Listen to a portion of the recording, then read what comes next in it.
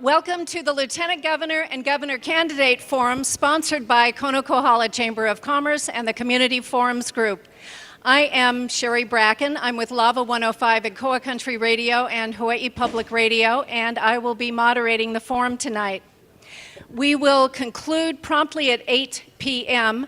We first will be hearing from the candidates for Lieutenant Governor, followed by the candidates for Governor. I'd like to thank some of the media folks who are here tonight to document this. Dave Corrigan of Big Island Video News, Max Dybel is here from West Hawaii Today. The folks from Community Forums are Facebook live streaming this and also recording this, and they'll put it on their website in a short period of time. It's important for us all to get all the information we can about our candidates, because these are really important races, and we don't have the chance very often, only once every 4 years, to select the leaders for our state. And I urge you to pay attention to not just what the folks write and video about tonight, but go to other candidate forums. Pay attention, read the candidates' websites. You may notice that there are 5 lieutenant governor candidates sitting up here, and we'll be having 4 governor candidates. That's not all the folks who are running. And I urge you to go to the website for the state elections, elections.hawaii.gov. Look at all the many people who are running. Look up their websites, find out more about them, because these are very important races.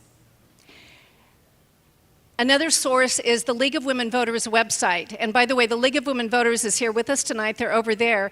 And if you have not yet registered to vote, please pick up your voter registration form right there.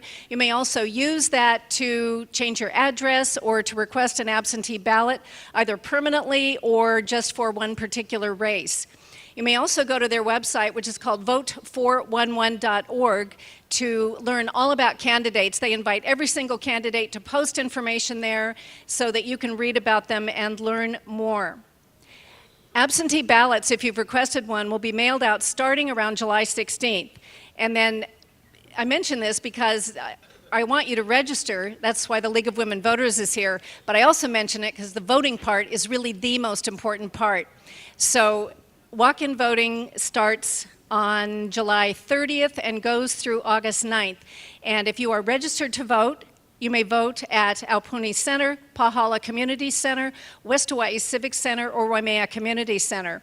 And I say if you're registered to vote, the elections website for the state says that the deadline to register is July 12th. But that's not exactly true, because this year you may register at walk-in voting or on election day, which is Saturday, August 11th. So we actually really have no reason not to vote because they're making it so easy. Right now on this island, there's around 160,000 folks who are 18 or older, and we have around 111,827 registered to vote. So we have a pretty good percentage of registered folks, but we still need more. We want everybody to register and everybody to vote. And I'd like to mention, a few years ago, somebody said, well, why should I vote in the primary? It's not that important, I'll wait till the general. Well, I have to tell you, there's a couple of good reasons to vote. One is, if you look at these candidates up here, 4 of them happen to be Democrats, 1 is a Republican. Out of these candidates, only 1 lieutenant governor candidate will go on to the general out of the primary, and only 1 Republican candidate. And for the governor candidates who we'll hear from next, only 1 Democratic candidate will go forward, 1 Republican candidate, 1 Libertarian, 1 Green, whoever gets elected in the primary. So it's really important that you make your voice known.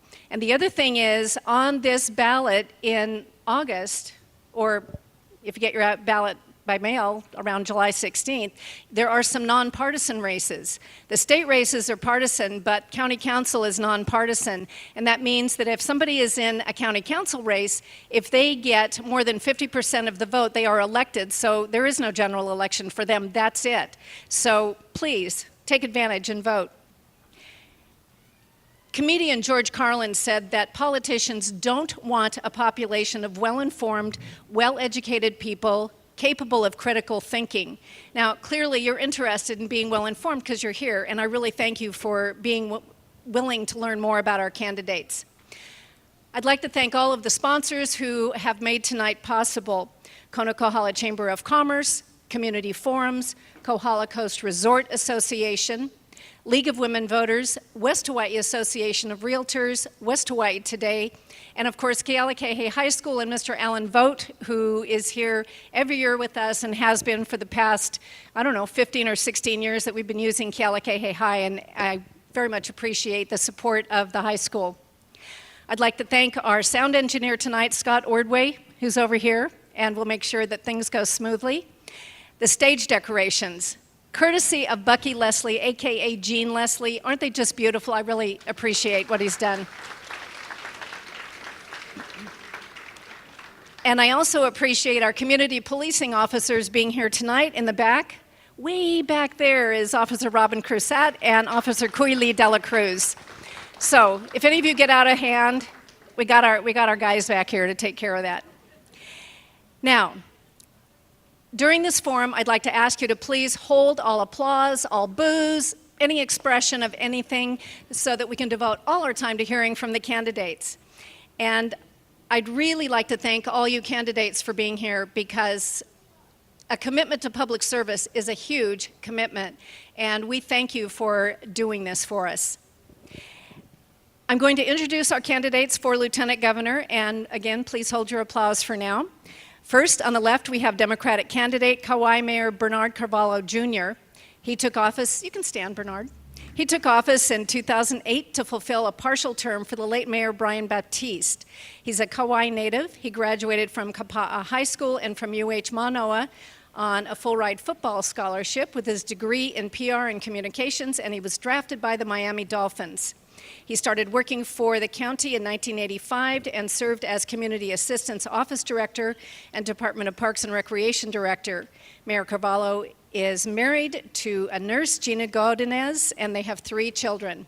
Thank you, Mayor Carvalho. Please be seated.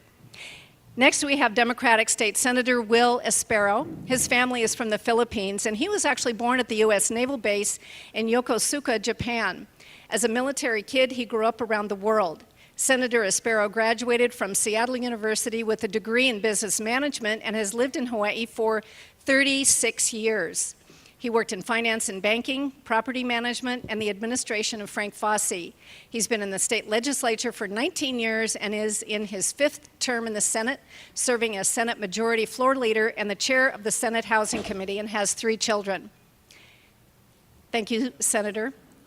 Next, we have Democratic State Senator Josh Green. After completing his medical training, Senator Dr. Green came to the Big Island 17 years ago, working as a family physician and emergency room doctor in rural hospitals and clinics.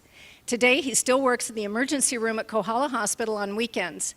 From 2004 to 2008, he served in the Hawaii State House, and since 2008 has served in the State Senate as chair of the Health Committee and currently chair of the Human Services Committee. He's married to Jamie from Kaneohe, and they have a son and daughter. Thank you, Senator Dr. Green. Kim Coco Iwamoto began her career as a public interest attorney, coordinating free legal clinics and homeless shelters and community centers across the state. She has degrees from the Fashion Institute of Technology from San Francisco State and has a law degree from the University of New Mexico. She's been a family caregiver plus a certified therapeutic foster parent for formerly homeless or incarcerated teenagers. She was elected to the Hawaii Board of Education in 2006 and 2010, and in 2013, the Obama White House honored her as a champion of change for public education advocacy. Thank you. And now, and by the way, all 4 of those are Democrats. Now we have Republican candidate for Lieutenant Governor Jeremy Lowe, born and raised in Honolulu. His family has been in Hawaii for 4 generations, starting in the late 1800s. He has worked in all 3 branches of Hawaii state government, the University of Hawaii, and private nonprofits as a research analyst. While in government, he worked for the Lingle administration and several Republican state representatives. He was a Rotary Scholar at the National University of Singapore and has his master's from the University of Hawaii, an undergraduate degree from Claremont McKenna College, and is a graduate of Punahou School. Thank you so much. Now let's give them all a round of applause for serving and for being here.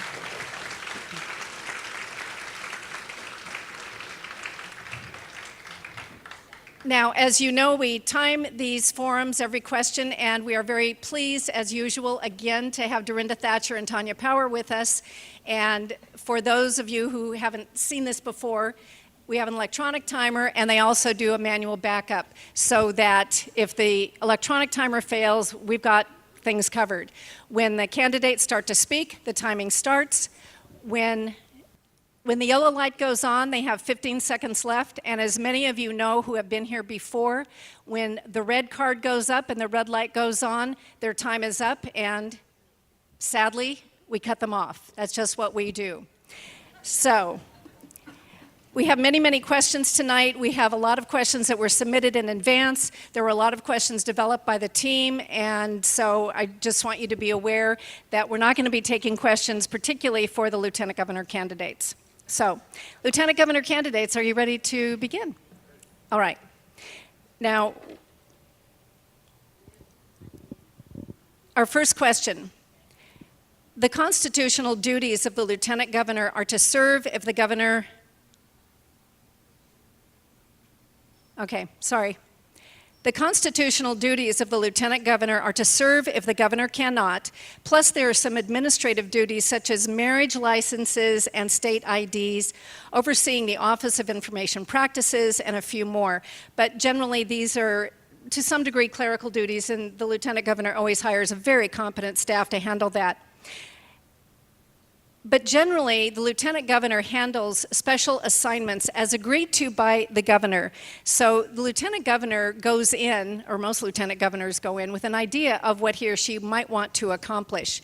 Starting with Bernard Carvalho, we'd like to know, if elected, tell us in 2 minutes what you will propose to the Governor as your key responsibility and what plans you have to accomplish it. Mayor Carvalho. First of all, aloha. I just want to thank the Chamber for hosting this event tonight.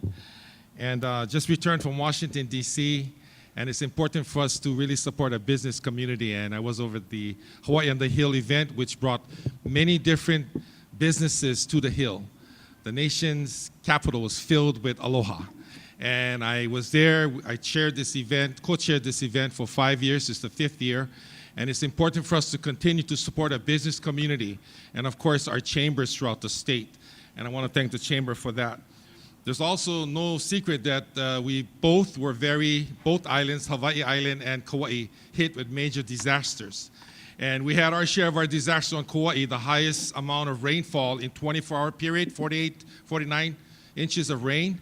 And so we had to deal with that. And as a leader, as the mayor of the island, it's my responsibility to assure that we are ready, to assure that we have the right people in the right place, to activate our emergency operating center, to assure that we have all the information ready. I made the calls 3 o'clock in the morning when we first got that call back home on Kauai. And all the way till today, we're working with FEMA. We have a strong relationship with all branches of government. Our congressional team was ready at that time. You have to be ready, of course, with our military personnel, all of it. And today, we're not out of the woods yet. We still have one portion of our island that is somewhat accessible, only to our residents right now. But my point is, as Lieutenant Governor, I believe the responsibility to help support the Governor, of course, but be responsible, we have the experience and understanding to handle disasters and know what it takes to be ready and understand the needs of your team in the Emergency Operating Center, as well as now marketing Hawaii is very important. We need to stand strong and let people know we're ready for business. And we want them to still come. And we understand their needs. Mahalo and thank you. Thank you, Mayor Carvalho. Mayor Carvalho, and just to remind you, we're going to hold all of our applause until we get to the very end of the forum. Mayor Carvalho, I want to give you a 1-minute follow-up. It sounds like your focus then, if you become Lieutenant Governor, would be on emergency preparedness and or tourism. So give us 1 minute more on how you plan to do that. 1 minute only. 1 minute more. 1 minute only follow-up. Okay. Yes, sir. So again, I just want to tell you how important this event that happened over on the Hill, because it offered the opportunity for all of our small businesses, and Kauai every single year had the most participation, I want to say that, but at the same time it has grown throughout the entire state. So tourism and being able to market our products and be able to do it at the nation's capital is a big part. Tourism, of course, is a big part of who we are as a state. There's many opportunities for tourists to come and visit us, but we have to be ready and willing to offer that opportunity, working closely with our chambers, working closely with our economic development office, and providing every single opportunity for our tourists to come to Hawaii and have that wonderful experience. And I believe with all the different opportunities and products that we have to share, that opens the door for that. As far as preparedness, as you all know, I have that experience in several different ways. Thank you, Mayor Carvalho. Senator Espero, the question goes to you now. If you become elected Lieutenant Governor, what exactly, in 2 minutes, do you intend to propose to the governor that essentially your main job responsibility might be, in addition to the constitutional duties? Thank you. Thank you for that question. And thank you for hosting us, Kona. I've been told while I'm out there campaigning, what does the lieutenant governor do? Because many people really don't see the lieutenant governor much. And one of my answers is I'm going to be the most involved, active lieutenant governor the state of Hawaii has ever seen. I have 19 years in the legislature, and I want to continue working on the issues that I'm working on now, but at the executive level. For example, I was the chairman of the Housing Committee this year, and we appropriated $600 million for affordable housing, and as in the administration, I want to make certain that that money is spent properly, and we appropriated $50 million for homelessness, and I want to make certain that's also spent wisely. I was also the chairman of Public Safety, Intergovernmental, and Military Affairs Committee. In that committee, one of my bills was a spaceport license for the Kona Airport for next generation airplanes to have and begin space tourism. That'll be great for the Kona coast. We're hoping that we can get an FAA spaceport application license by next year, and that is an issue that the next administration is going to have to deal with. I also want to work with corrections. One of the biggest issues before us at the legislature, do we want to spend $600, $700 million on a new jail for Oahu? I say no. There are many ways to spend money on inmates and on rehabilitation, and that's an issue that's very near and dear to me. When I was the public safety chairman, we passed the reentry office, we passed the reentry commission, and we were looking at community-based practices to help inmates, and especially when they get released, because not enough support is going to them when they're being released. And a final issue is law enforcement reform. I've been pushing for the last 5 or 6 years to have statewide standards for police officers at the county and state level. We finally passed the bill this year, and that's an area I also want to keep working on in the next administration to make certain that legislation gets implemented and followed through. Thank you. Thank you, Senator Espero. You sound very passionate about law enforcement and jails. So take a minute and tell us how that particular platform might relate here to Hawaii Island. Well, when we're talking about people who have been incarcerated, it could be any one of our friends, neighbors, family members, and we need to give them services so they don't continue that revolving door. Because if they do, we may be their next victims. And we're paying for these individuals who are incarcerated. We have 2,000 inmates approximately on the mainland today. $30 to $40 million of our dollars are being exported to the mainland because we don't have enough room here.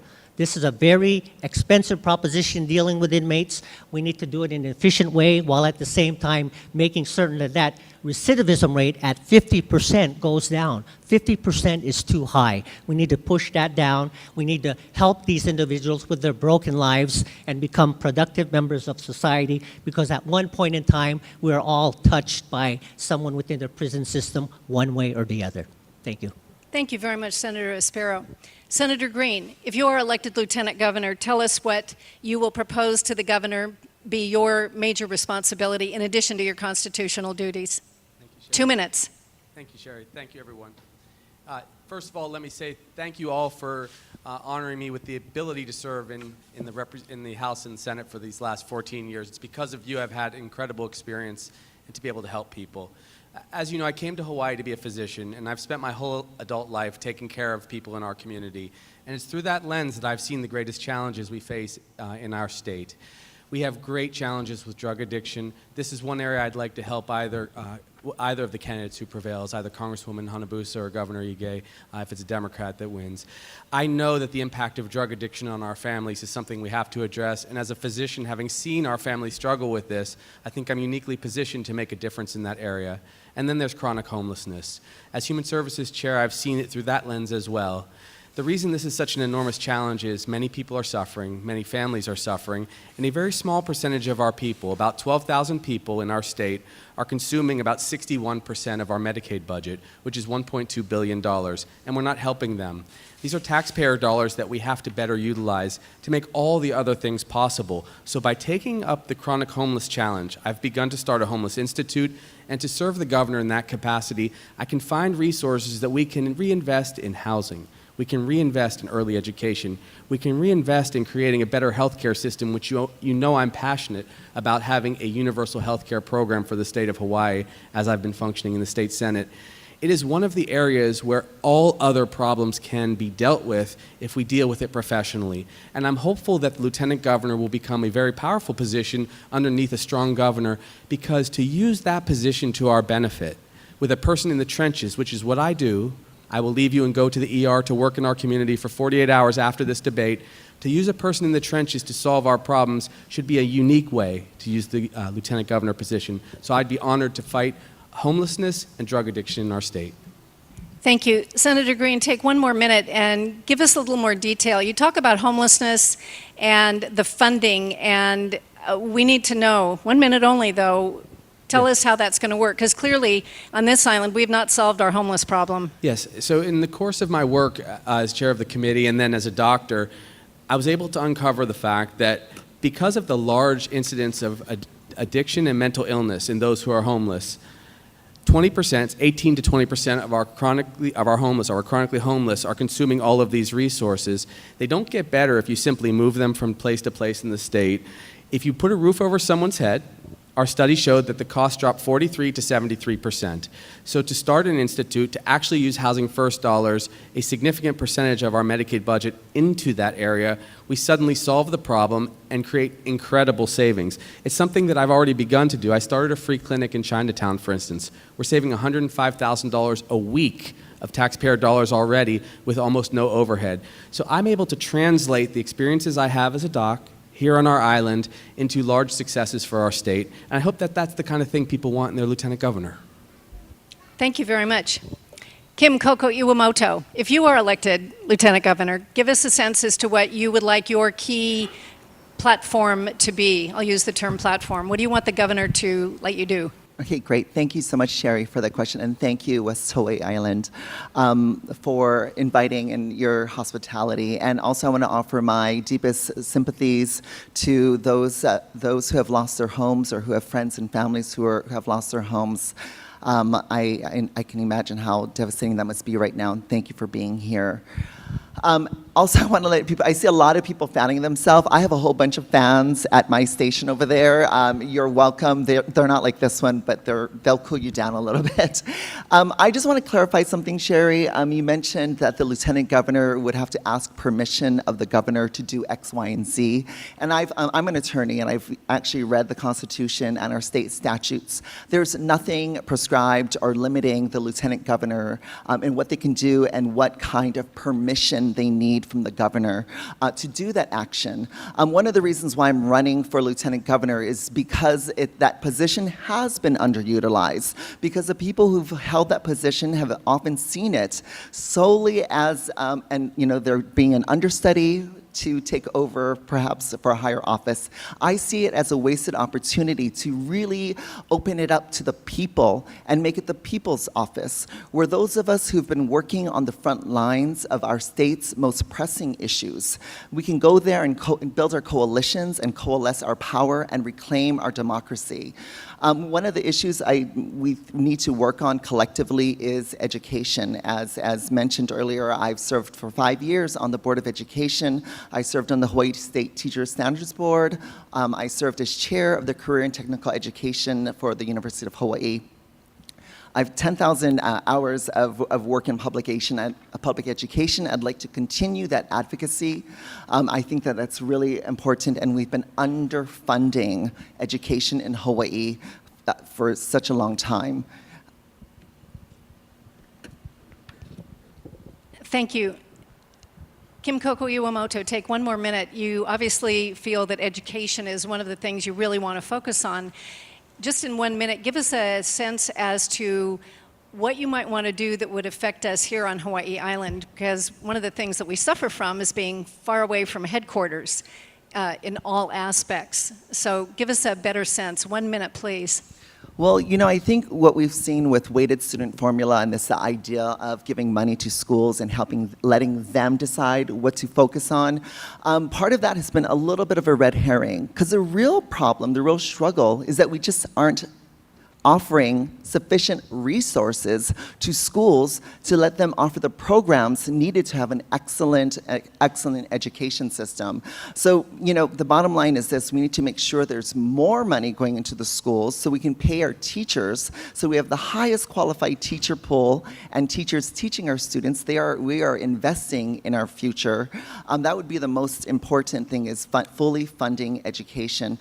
When I was writing for Civil Beat, I uncovered that the Department of Education had $3.8 billion in repair and maintenance backlog. And this is a beautiful school, but there are many schools across the island that need to be reconditioned. Thank you very much.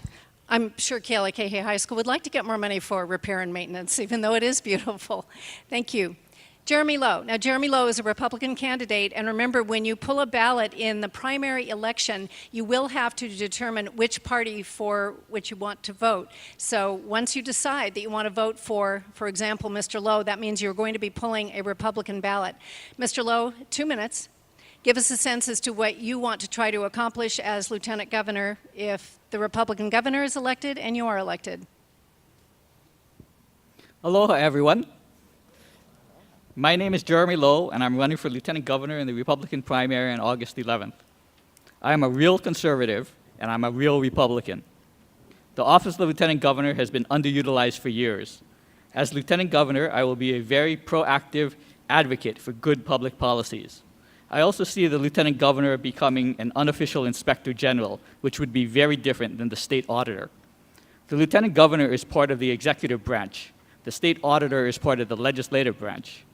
The Lieutenant Governor is elected by the people. The State Auditor is selected by the majority of the legislature. The State Auditor just writes reports and can't fine or sue anyone. The Lieutenant Governor could actually root out waste and fraud in the state government bureaucracy. As a Hawaii State constitutional officer, the Lieutenant Governor has the duty and authority to do much more than past Lieutenant Governors have done.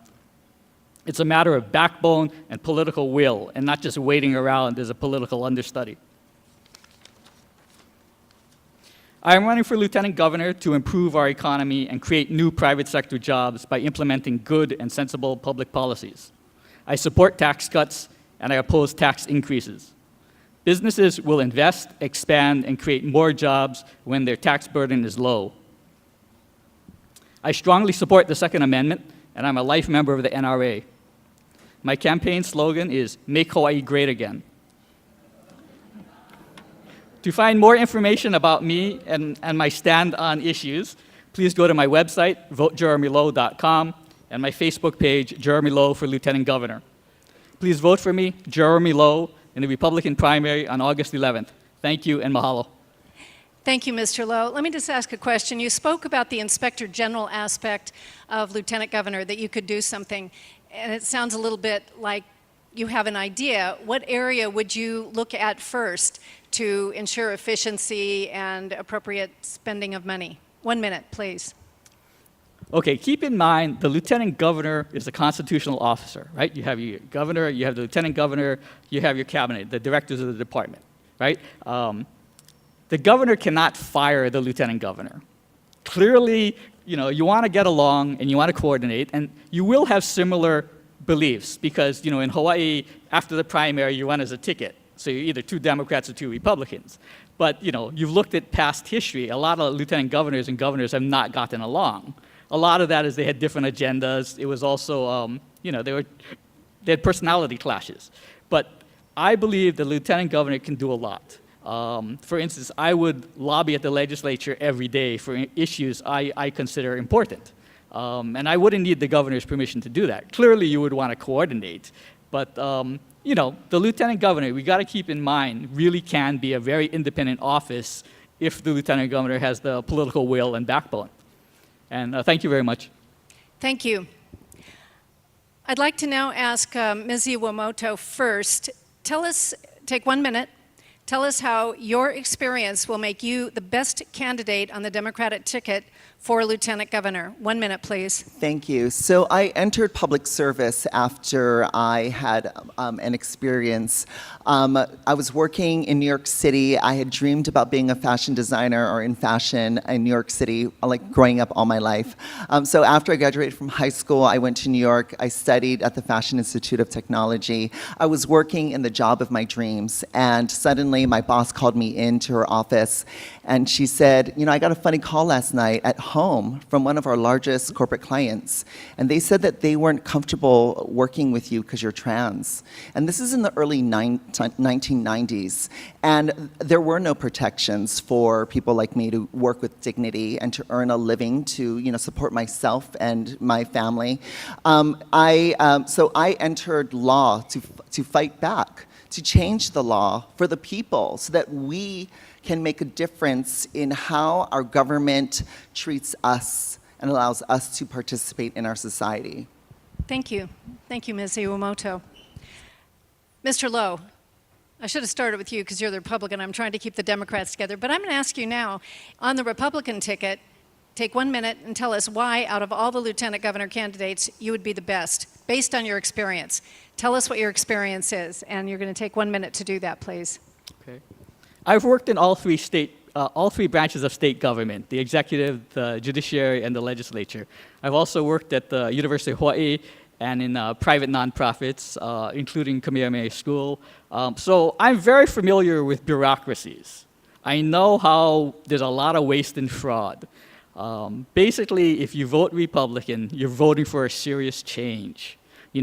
From day one, you swear in a new administration. It's like new sheriff is in town, new policies. And I guarantee you, we will save tens of millions of dollars instantly. It's because there's so much waste and fraud. We look at the rail on Oahu as a prime example. It's $5 billion over budget, and it's going to be even more. It's going to bankrupt the state. But unfortunately, a lot of powers that be, they don't believe that, and they don't want you to believe that. It's really about we have to be fiscally responsible. Thank you. Thank you, Mr. Lowe. Senator Espero, in 1 minute, tell us how your experience will make you the best candidate on the Democratic ticket for Lieutenant Governor. Thank you. So we're here for a job interview, Lieutenant Governor of Hawaii. I have 27 years in state and county government, 8 years with the administration of Frank Fossey, 19 years in the legislature. Leadership, I was Senate Vice President at one time and Senate Majority Floor Leader. And I have a record of accomplishments. I've had over 99 bills introduced and passed. That's the type of individual we want in government. Someone who has leadership, experience, and who gets results. Because there's too much at stake, folks. Hawaii has become a state of haves and have-nots. And we need to take care of our kupuna, the working people, our keiki, if they're going to have a future in our state where they could live comfortably, have a good life, afford a home. You need someone who has that experience. That's what I bring to the job. And I will work for you. I will engage with you. I will be involved with you so that we can change Hawaii and we can change the world. Thank you. Thank you, Senator Espero. Senator Green, tell us why your experience makes you the best candidate. 1 minute only, please. Thank you. So before I ran for office in the ER, I saw 2 children that suffered greatly. One passed trauma related to drug abuse of the parents. When I got to the legislature, I made a point of passing an increase in the tobacco tax so that we could create a trauma system so children lived. I treated some of our kids here that didn't have insurance, were not able to pay for their asthma medication, so were suffering, and the moms and dads had to decide between food and rent or taking their kids to the ER and getting care. I immediately made sure we fought for and passed a bill that every child could get health care coverage. A woman was sexually assaulted in this Ka'u area, came to our ER, and I treated her for about 36 hours because she was unsafe. I found out later that some of our hospitals didn't have to treat people who had been sexually assaulted. I passed a bill to make sure that would happen. So I'm able to take real experience that we have in our communities, translate it into real change, and it's always meant to help people's lives improve. So that's what the commitment you get from me as both a doctor and a senator, and hopefully you're Lieutenant Governor. Thank you. Thank you, Senator Green. Mayor Carvalho, tell us why your experience, 1 minute, will make you the best candidate for Lieutenant Governor on the Democratic ticket. Thank you for the question. Yes, I am the only candidate here for Lieutenant Governor with public service, executive leadership experience. I know how to develop policy. I know how to implement policy. I know how to create opportunities for communities. I manage different departments and agencies, public works, parks and recreation, elderly affairs, housing, transportation, fire and police, all of them. And we meet every single day. I need to be at the forefront as a leader, as a mayor. I understand what it takes to reach out into community, to assemble our team, to address the immediate needs of our people, to understand the needs and understanding of how to manage and facilitate. It takes time and effort, and I bring to the table that experience. My gift is bringing people together from the federal level, the state level, the county level, the community level, the people level, all levels. I understand it. I've done it. I know what to do. I'm excited, and I'm going to be the next Lieutenant Governor. Thank you, Mayor Carvalho. Okay, now, that may have sounded like closing statements, but it wasn't. Now, each of our candidates will get 2 minutes to say whatever they would like to say before we say aloha to them. And I'd like to start with you, Republican candidate, Mr. Jeremy Lowe. 2 minutes, your closing statement. What do you want us to know before we say aloha today? Okay. Thank you all for coming tonight. Basically, you got to ask yourself one fundamental question. Do you think things are okay? Do you approve of the status quo? If you do, vote for the same old people. But if you want real change, you have to vote differently, because they're the only people who are going to make real change, and that means vote Republican. You know, if you're a good liberal Democrat and you vote for a different Democrat, oh, he's a different personality, she's got a nicer smile, whatever. You know, but fundamentally, they're the same. They have the same basic thinking.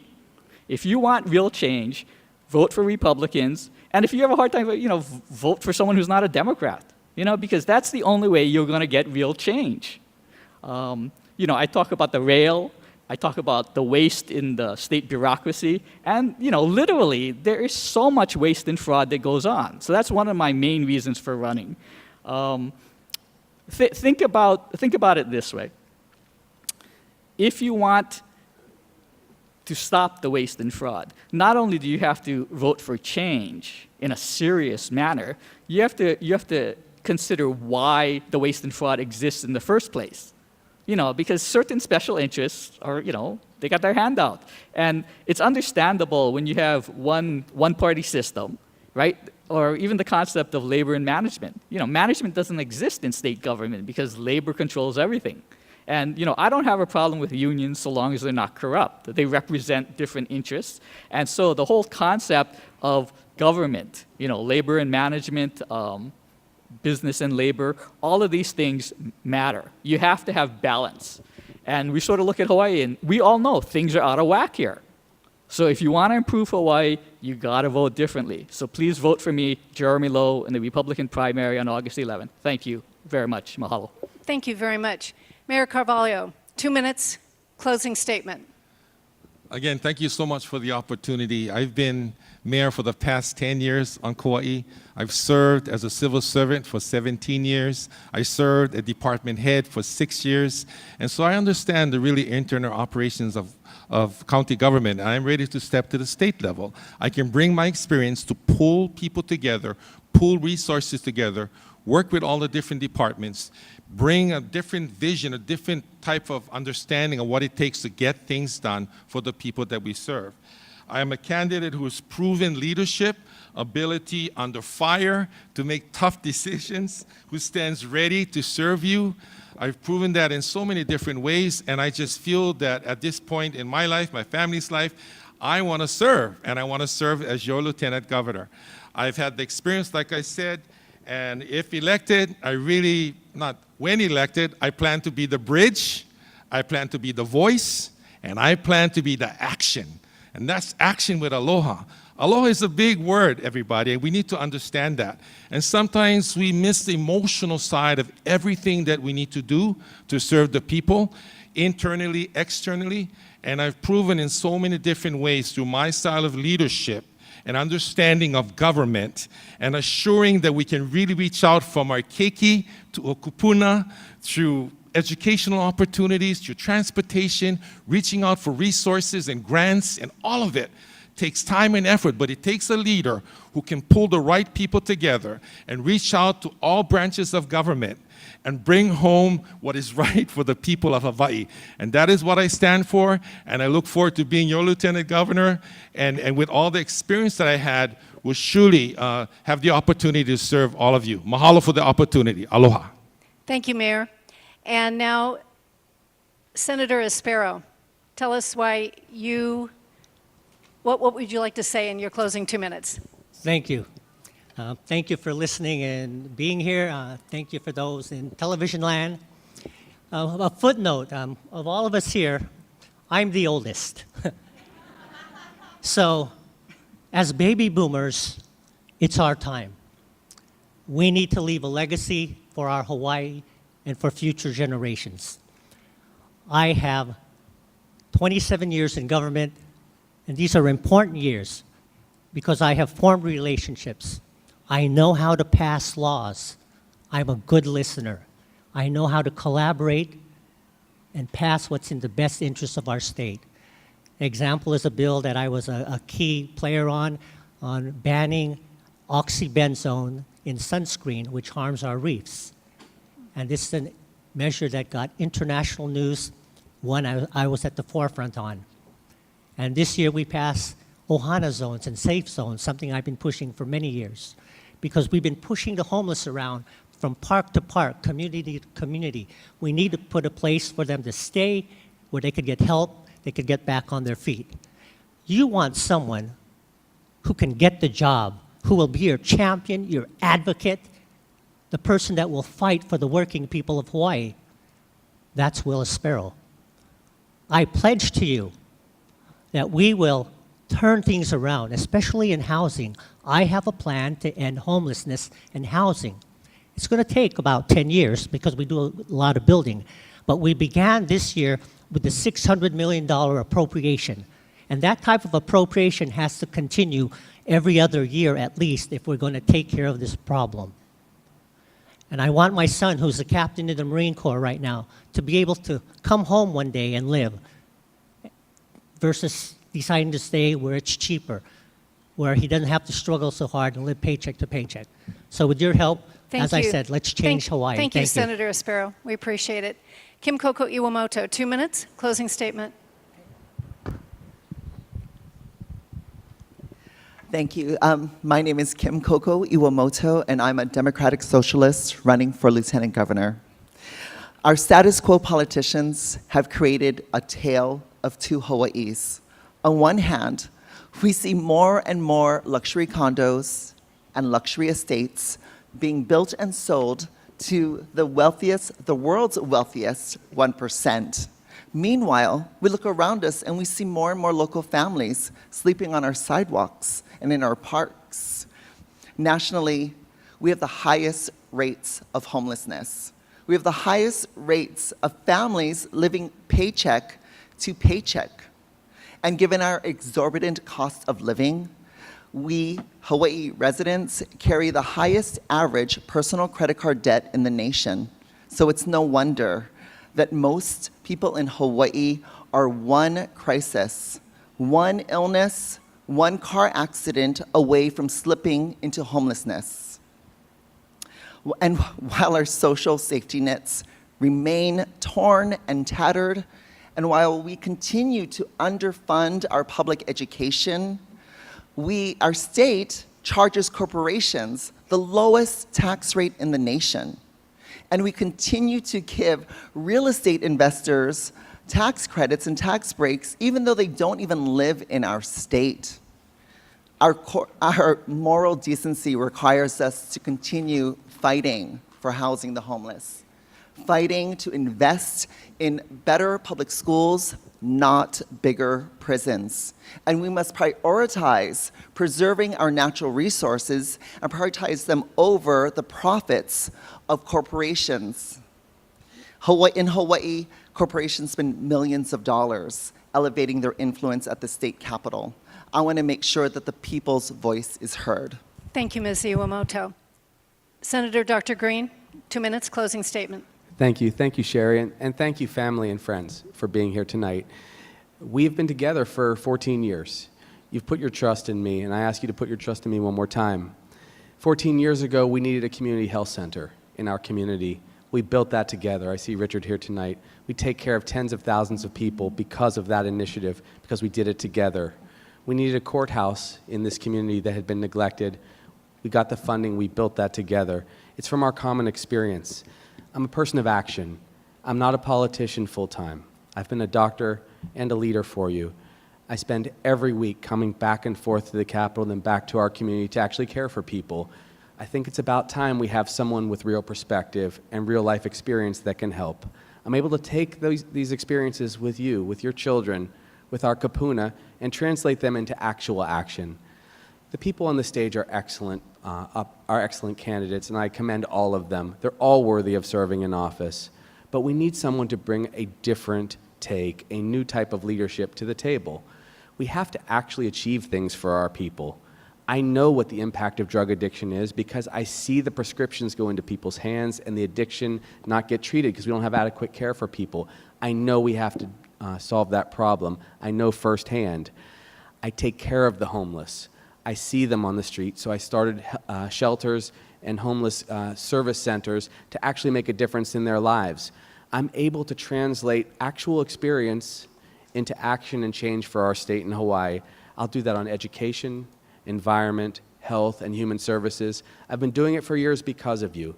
You sent me to the Capitol. You gave me the greatest blessing. I met my wife over on Oahu. We have 2 beautiful children. It makes me more passionate about serving than ever. So I'd be honored to be your Lieutenant Governor next. Again, thank you for joining us tonight. Thank you for having me in office for 14 years. And please, I'd be humbled by your support one more time. Thank you, Senator Green. I'd like to ask you to join me in thanking these candidates for being here.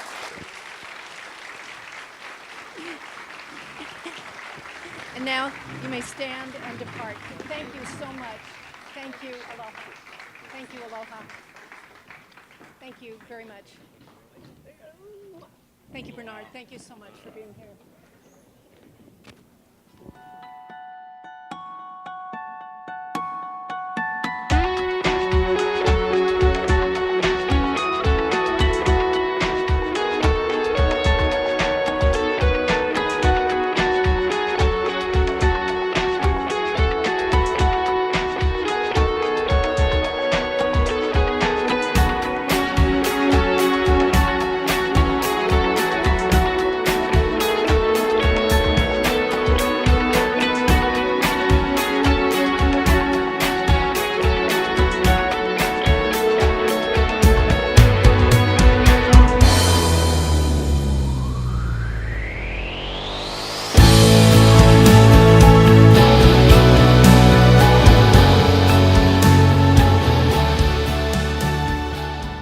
Aloha! And we're back again, and now it's the governor portion of the candidate forum, and we are absolutely delighted to have 4 of our leading candidates with us. And I want to explain again, there were a lot of polls taken over the last 6 months, and although there are many, many candidates running for governor, what we did was we looked at those who were the top performing in all of the polls, and that is how we invited these candidates. Because to be honest, you can't have 13 or 14 or 15 folks sitting on a stage and get as much information from them as would be helpful. But I do encourage you to go to the websites for all candidates and learn more about them. Now, what I'd like to do is I'm going to read the bios for each of these candidates, and I will ask them to stand when I do so you remember who they are, and then we will get started with the questions. We are beginning with our Democratic candidates. They are both seated on the left side of the stage, starting with Democratic United States Representative Colleen Hanabusa. She is the great-granddaughter of Japanese immigrants, born in Honolulu and raised in Waianae. She has her bachelor's, master's, and law degree from UH and the UH School of Law. She served in the Hawaii State Senate from 1998 through 2010 and served as Hawaii's first female Senate president. She served in the United States House of Representatives from 2011 through 2015, returned to Hawaii to practice law, and became member and chair of the Honolulu Rail Authority, and then returned to the U.S. House in 2016. She is on the House Committees on Armed Services, Natural Resources, and Science, Space, and Technology. And just to remind you, we're holding all of our applause till the very end. Thank you so much. Democratic candidate, City Governor David Ige, was born and raised in Pearl City and is the fifth of 6 sons. He attended public schools in Pearl City and earned his Bachelor's of Science in Electrical Engineering at UH Manoa, where he met his wife, Dawn. He worked for GTE Hawaiian Tel, earned his MBA at UH Manoa, and began his political career in 1985 after being appointed to the State House of Representatives. He was elected to the state senate in 1994, representing Aiea and Pearl City. He was elected governor of Hawaii in 2014, and he and Dawn have 3 children. Thank you, Governor Ige. And next we have 2 Republican candidates. Republican candidate John Carroll was born in Kansas and moved to Japan with his father. Carroll joined the Merchant Marines and docked in Honolulu after many global trips. He has his bachelor's in education from UH Manoa, where he had a football scholarship. Mr. Carroll has experience as a lawyer, a Hawaii State Senator and House member, Hawaiian Airlines pilot, international businessman, truck driver, glass-bottom boat diver, radio announcer, elementary school teacher, commercial glider pilot, dishwasher, and lumberjack. And he has 6 children, and I think he said last night at the Waimea Forum that he has 400 grandchildren and great-grandchildren. No, 33, right? 32? 23. I knew it was a big number. Thank you, Mr. Carroll. He complained that we only gave him a 100-word bio because he said he's 90, and that's really not fair, 1 word per year, but he did it. Andrea Tupola is Republican candidate, and she is a state house representative. And she served in the Hawaii House of Representatives, representing Nanakuli and Ko'olina area since 2014. Representative Tupola formerly was a professor of music at Leeward Community College, and she graduated from Kamehameha Schools and has a bachelor's and a master's in music from Brigham Young and from UH Manoa, and is working on her PhD. She is married with 2 children. Let's give a warm round of applause to our governor candidates today.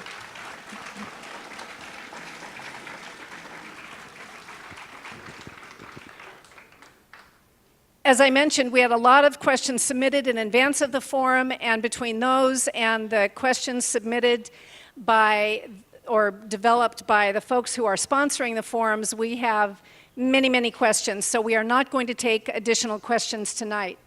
And again, I do urge you, before you leave here, to pick up literature from all of the candidates' tables, some of whom are not on stage tonight, and learn as much as you can about the candidates.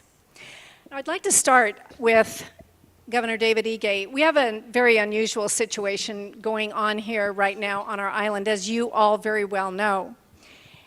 So we really couldn't ignore the fact that we have the lava flow in Leilani Estates area. And what we'd like to do, because we want to ask all the candidates questions as to how they're going to handle things, we'd first like Governor Ige to take 60 seconds, 1 minute, and detail what exactly the state has done to address the lava flow situation. 60 seconds, please, Governor Ige. Thank you. I just want to let you know that state, county, and federal partners have been very active in responding to the eruption in the East Rift Zone. Within 24 hours of it actually starting, I had reached out to the White House and to FEMA to let them know that I thought that we would have a very important event that we needed to all state, county, and federal partners respond to. We have been focused on the health and safety of our community, and the first thing that we did is looked at the Puna geothermal facility, and we took action to shut it down, to quench the wells, and to plug them so that we could ensure the health and safety of our community. We have been acting ever since to ensure that the community is safe. activating the National Guard and other assets to respond. Thank you, Governor Ige. Now, I'd like to ask you, and then I'm going to ask the other candidates, but Governor Ige first, take 2 minutes. Clearly, we're not done with this situation. So take 2 minutes, and I'd like you to speak, and then I'm going to ask each of you to speak about the immediate things that need to be done, not yet looking at the longer term, but clearly there's a lot still that needs to be done. So immediately, and let's say for you, Governor Ige, in the next 6 to 12 months, what do you think needs to be done? Sure. 2 minutes. Just a couple things immediately. I did execute my executive authority. Mayor Kim had requested financial assistance to the county. He was definitely concerned about being able to sustain the activity. And so I authorized and transferred $12 million from the state to the county to support the county's effort. We have been focused on the immediate health and safety of the community. We continue to monitor the facilities and the eruption 24/7, 365 days out of the year to ensure that we can alert the public and take appropriate action to evacuate or other activities as necessary. You know, we are looking at emergency housing, public-private partnerships, and you might have seen the article about erecting 20 shelters on the property at Sacred Hearts. It was a complete public-private partnership. National Guard was involved with constructing the facilities. As you are aware, we just got the president to declare a federal disaster for individual assistance, and that really does enable a number of things dealing with emergency shelter, transition, and unemployment, trauma, and a number of other things. So we continue to work as state, federal, county partners to find a way forward. We are focused in terms of moving forward.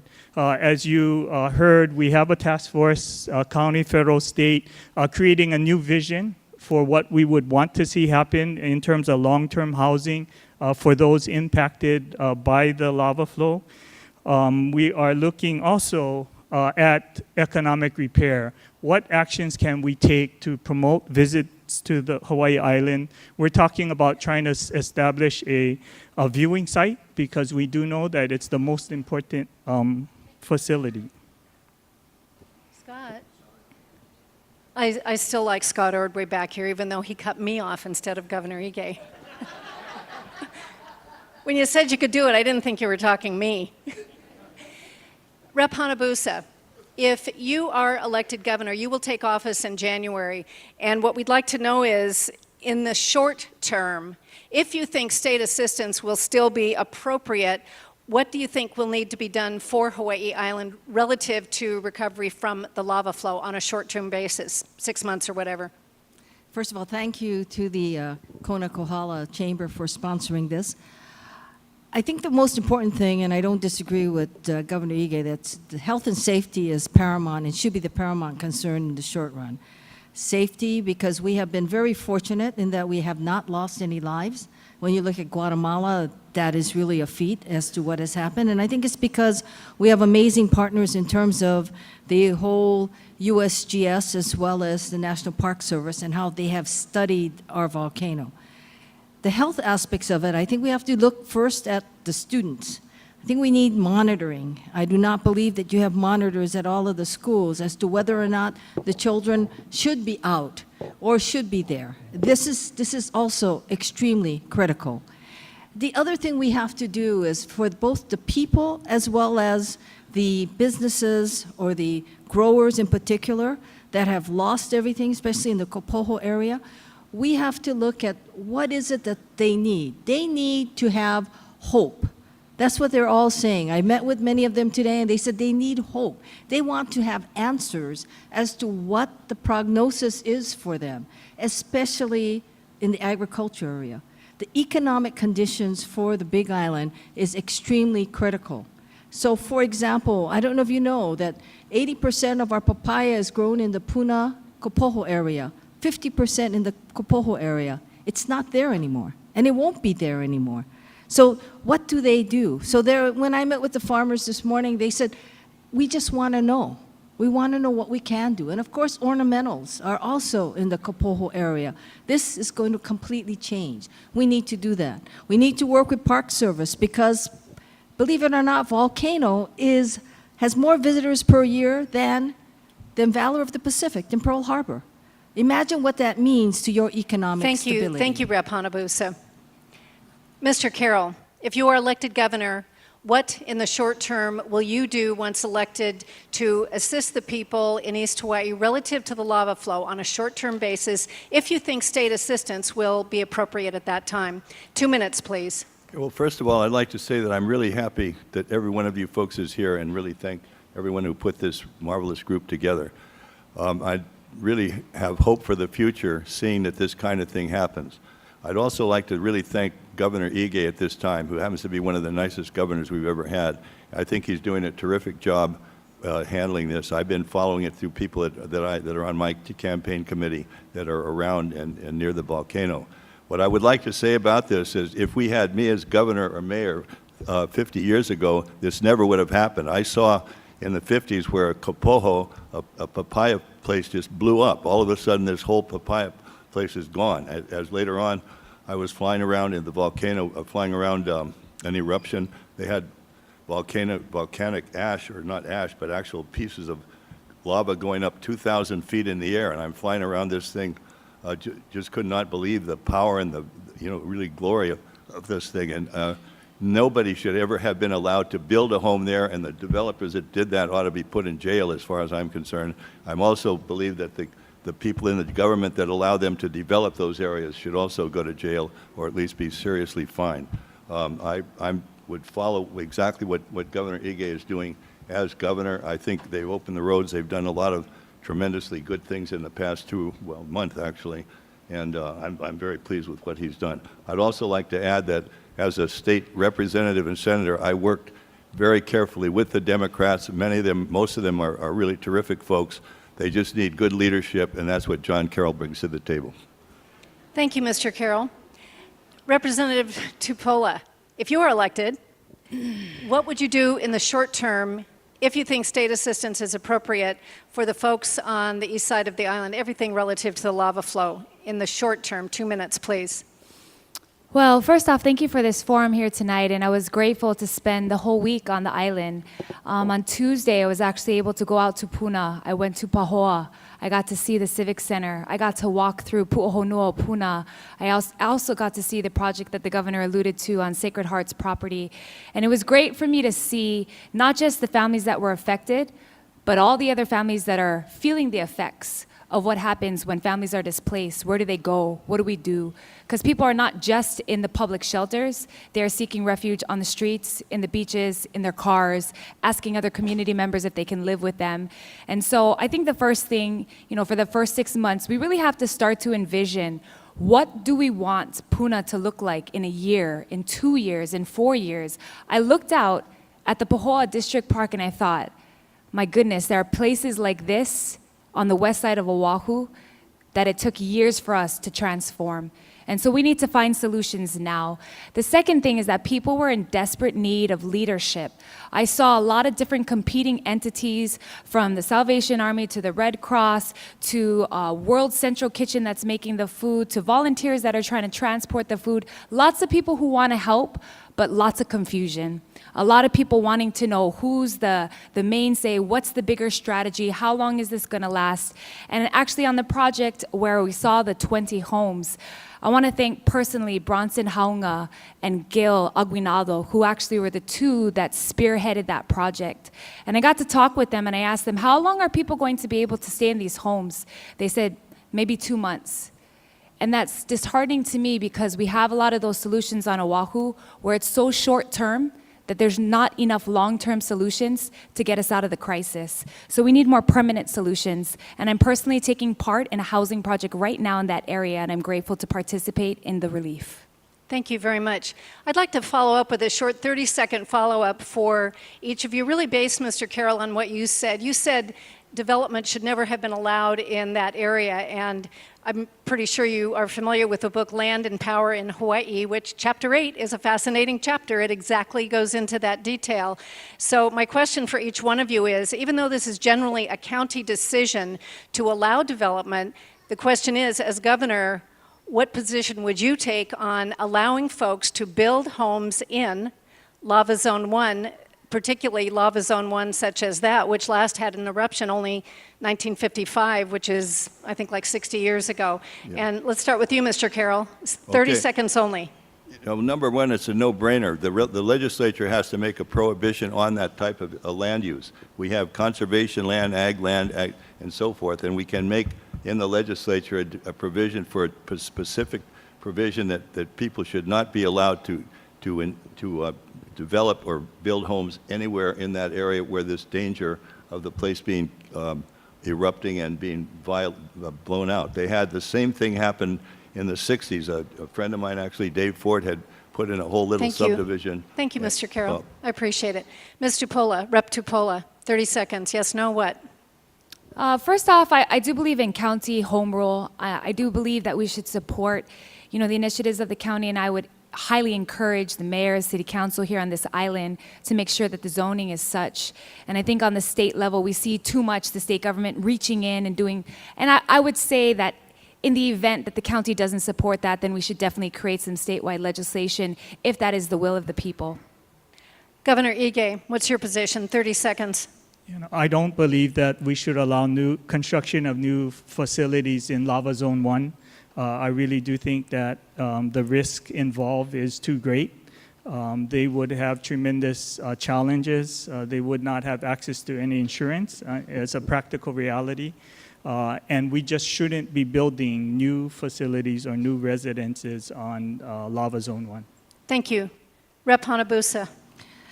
First of all, we have to be sure that the designation is correct, and it is a home rule issue, but I would not support the continuation of building within that district. However, be aware that what we also have to be cognizant of is that we have different kinds of rights that exist. Kuleana land rights, for example, is one. So I would encourage people to go look at Kealakehe and what the state did. I think that's one way to address this problem. Thank you very much.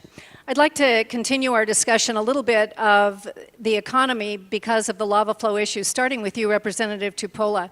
The lava flow has clearly created an economic crisis for this island, and although right now we have a short-term crisis, it's probably going to be a little bit longer term. Right now we have losses in tourism, a general business drop-off, a new homeless population that never intended to be homeless, and that may or may not be addressed by their own insurance. Some of them either didn't have insurance for obvious reasons, or they're finding it difficult to get payouts. So on the longer term basis, let's get 2 minutes from each one of you, starting with you, Rep. Tupola. How do you plan to address the longer term economic impact of this lava crisis? 2 minutes, please. Well, I think first off, what a lot of people have mentioned is that we really need to take control of what's going on in the national media. As you guys know, we are either the #1 or the #2 story every night. And a lot of people are still concerned and confused, and they think they're going to get off the plane and they're going to trip on lava because they're not sure where it is or what island it's on. And I think that a lot of national media people have highlighted the fact that we are losing that economic business because we need to make sure that the narrative of the media is correct.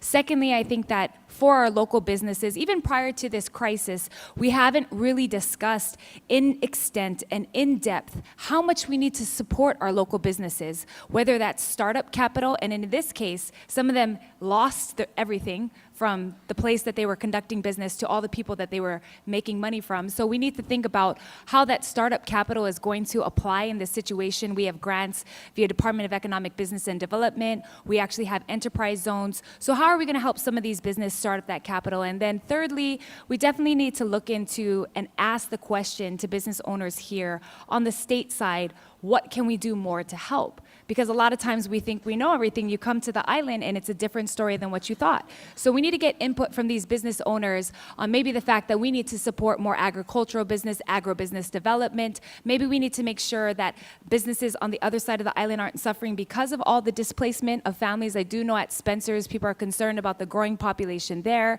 So I think it's got to be a conversation that happens with a lot of community input and, of course, implementing a lot of business help, from cutting business taxes to cutting out regulations, to really realize that we should have been helping businesses all along, but now it's accelerated.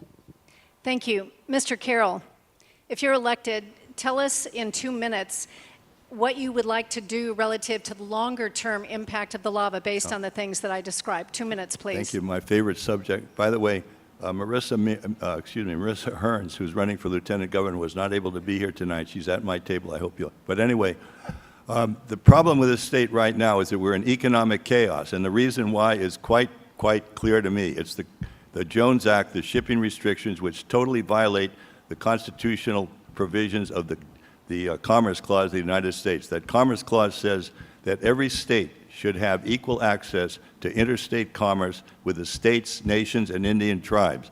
Hawaii has no pipeline, highway, or railroad, and yet because our congressional delegation, including back to Jan and Noe, have stopped any chance of this thing ever happening. Ed Case made a position of having a hearing on that, and the next thing, Ms. Hanabusa was in his seat in Washington. So and the reason I'm running for governor rather than U.S. senator is because I've been told by Sam Sloan, as governor, you can probably get the Jones Act restrictions. These restrictions are imposed by a 1920 law, which was designed primarily to protect Seattle shippers from Canadian shippers who were shipping stuff to Anchorage more cheaply. The law says that if a ship is not built, maintained, and flagged in America, it cannot go in interstate commerce. So ships from Korea, China, Japan, and so forth cannot come here, drop off a load. They've got to go another 5,000 miles, put it on a Matson ship, and come back here. And that has got to stop. And as governor, I've already started making inroads with the president to do that. Puerto Rico just declared bankruptcy. They said the main reason they did that is because of the Jones Act restrictions on them. So Guam, Alaska, Hawaii should not have the Jones Act. We will get rid of it. Mahalo. Thank you, Mr. Carroll. Representative Hanabusa, please address in 2 minutes what you would expect and plan to do relative to the longer-term economic impact of this lava flow. 2 minutes. The problem with the economic recovery is going to be one tied to which industry. For example, with tourism, like I said earlier, it was really eye-opening to know that the national park of the Volcano National Park is the most visited site in the whole state, more than Pearl Harbor is. So that's clearly something that's going to impact this island and impact those who come to visit. So that's got to be addressed. There's got to be, whether they do an alternative site or some way of getting them into the park. And I was meeting with the Park Service this morning on that specific issue. The other part of the economic recovery for this island is really the merchants. That's one. But the other one are your people who are growing. Big Island is known for its agricultural base. So as I stated earlier, to know that the papaya farmers, for example, 80% of the state's papaya is produced in Puna and Kapoho, and there is no Kapoho, 50% is from there. What are we going to do, not only in terms of the actual provision of those products, but also what do they do? What do the farmers do who have basically made it their life to grow in Kapoho? Then you have the ornamentals, orchids, no question. Beautiful, representative of the Big Island. They are also not going to grow.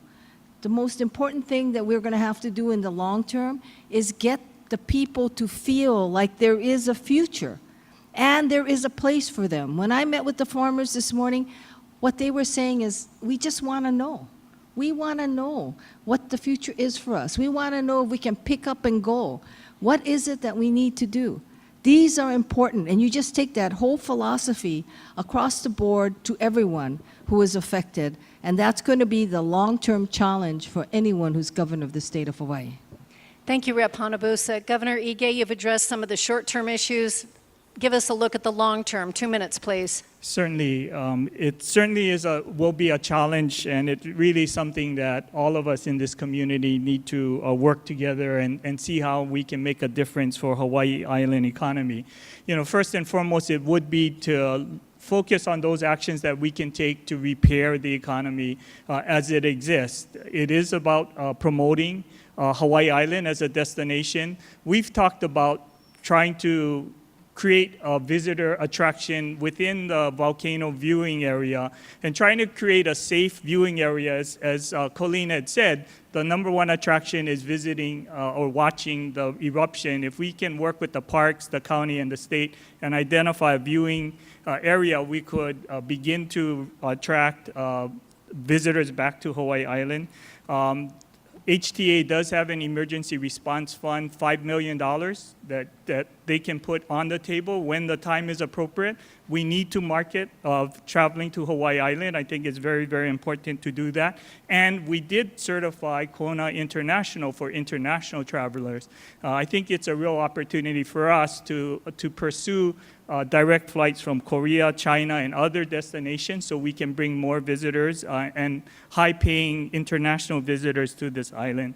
Second step really is about investing in infrastructure. We've already authorized $1.1 billion for Hawaii Island in CIP projects. We should really look at which ones we can accelerate and implement quickly. It can create jobs in this economy.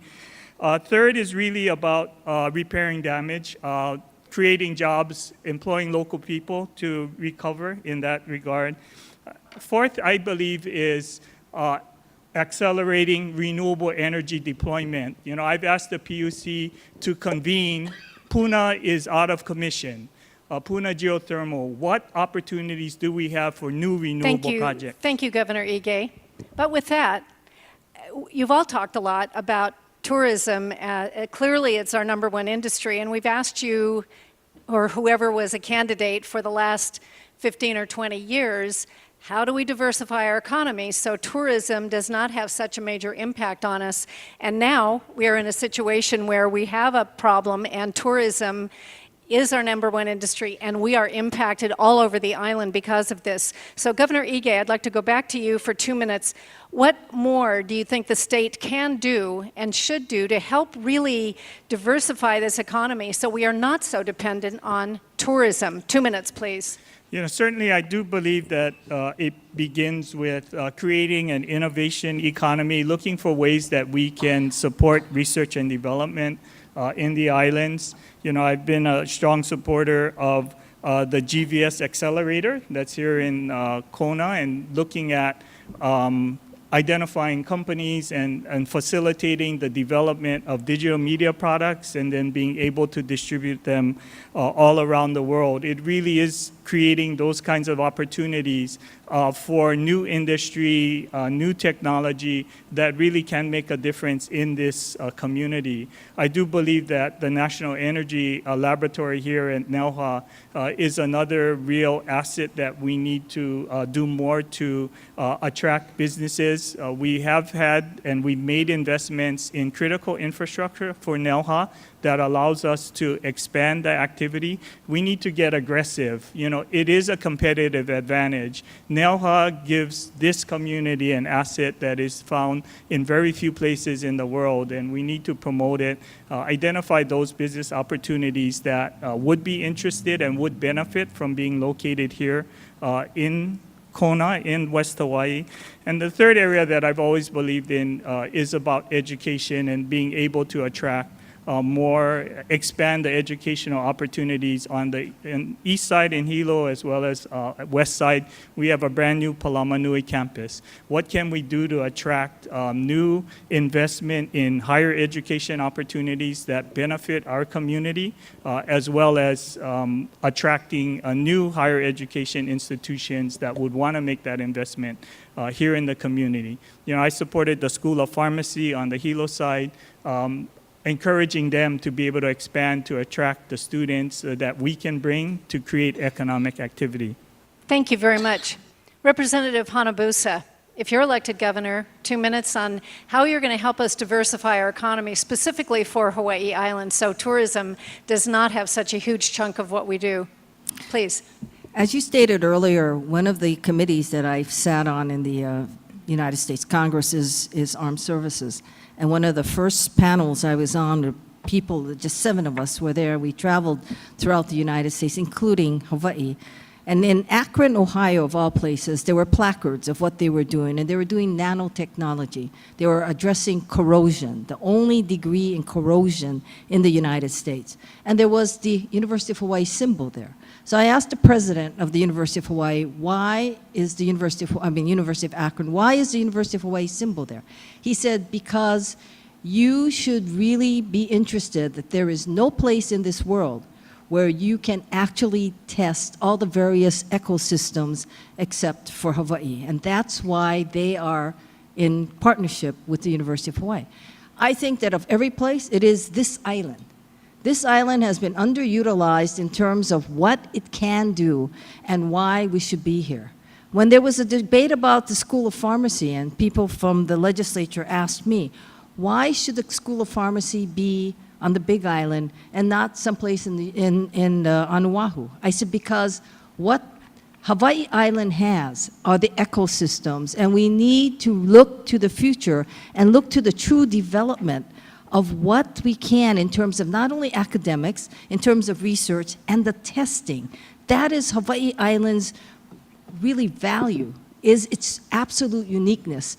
That is what we have to go forward in. Whether you look at a Nelha, you look at what is grown there, you look at anything else, the education facilities, what is natural for Hawaii Island.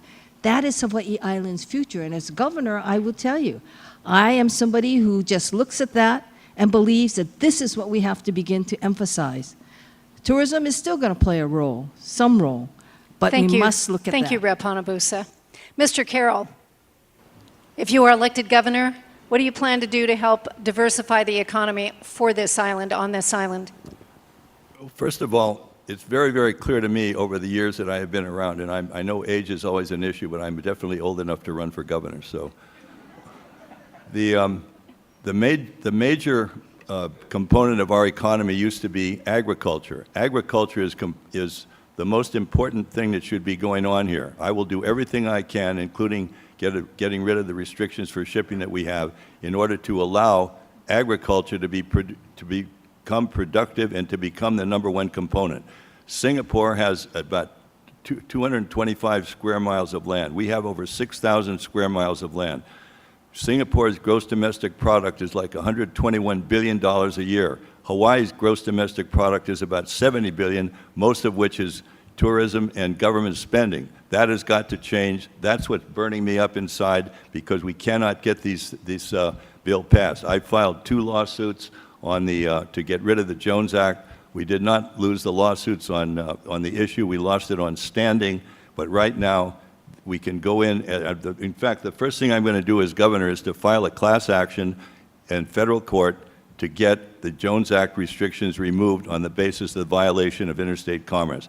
The next thing that I also intend to do is to file a class action asking the federal court to do a total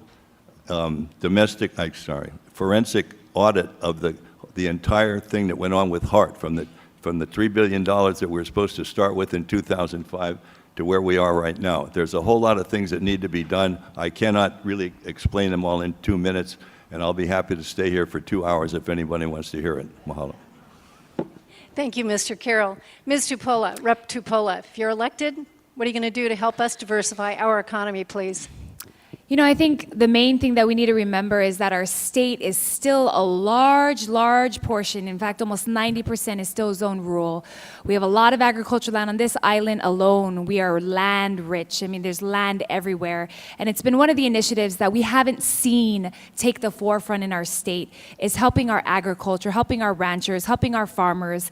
And I think that we should be the agricultural technology capital of the world. We have 10 of the 14 climates that exist in the world, and we should embrace new forms of farming. We should cut down on the regulations that are holding farmers back, and actually, we should be jumping on some of the initiatives that are taking fire across the United States to rebuild rural infrastructure. And a lot of the reasons why we've come away from farming is because that infrastructure costs so much, from irrigation, to actual machinery that you need to farm the land, not just here on this island when I've talked with farmers, but also in Kauai, in Kealakehe. Farmers have told me, we have acres and acres of land, but no wherewith to farm it. And we don't have the money to install the infrastructure in order to rehabilitate our land. And this shouldn't just be important for us to diversify our economy, but this should be important for us because we are an island that imports 90% of our food.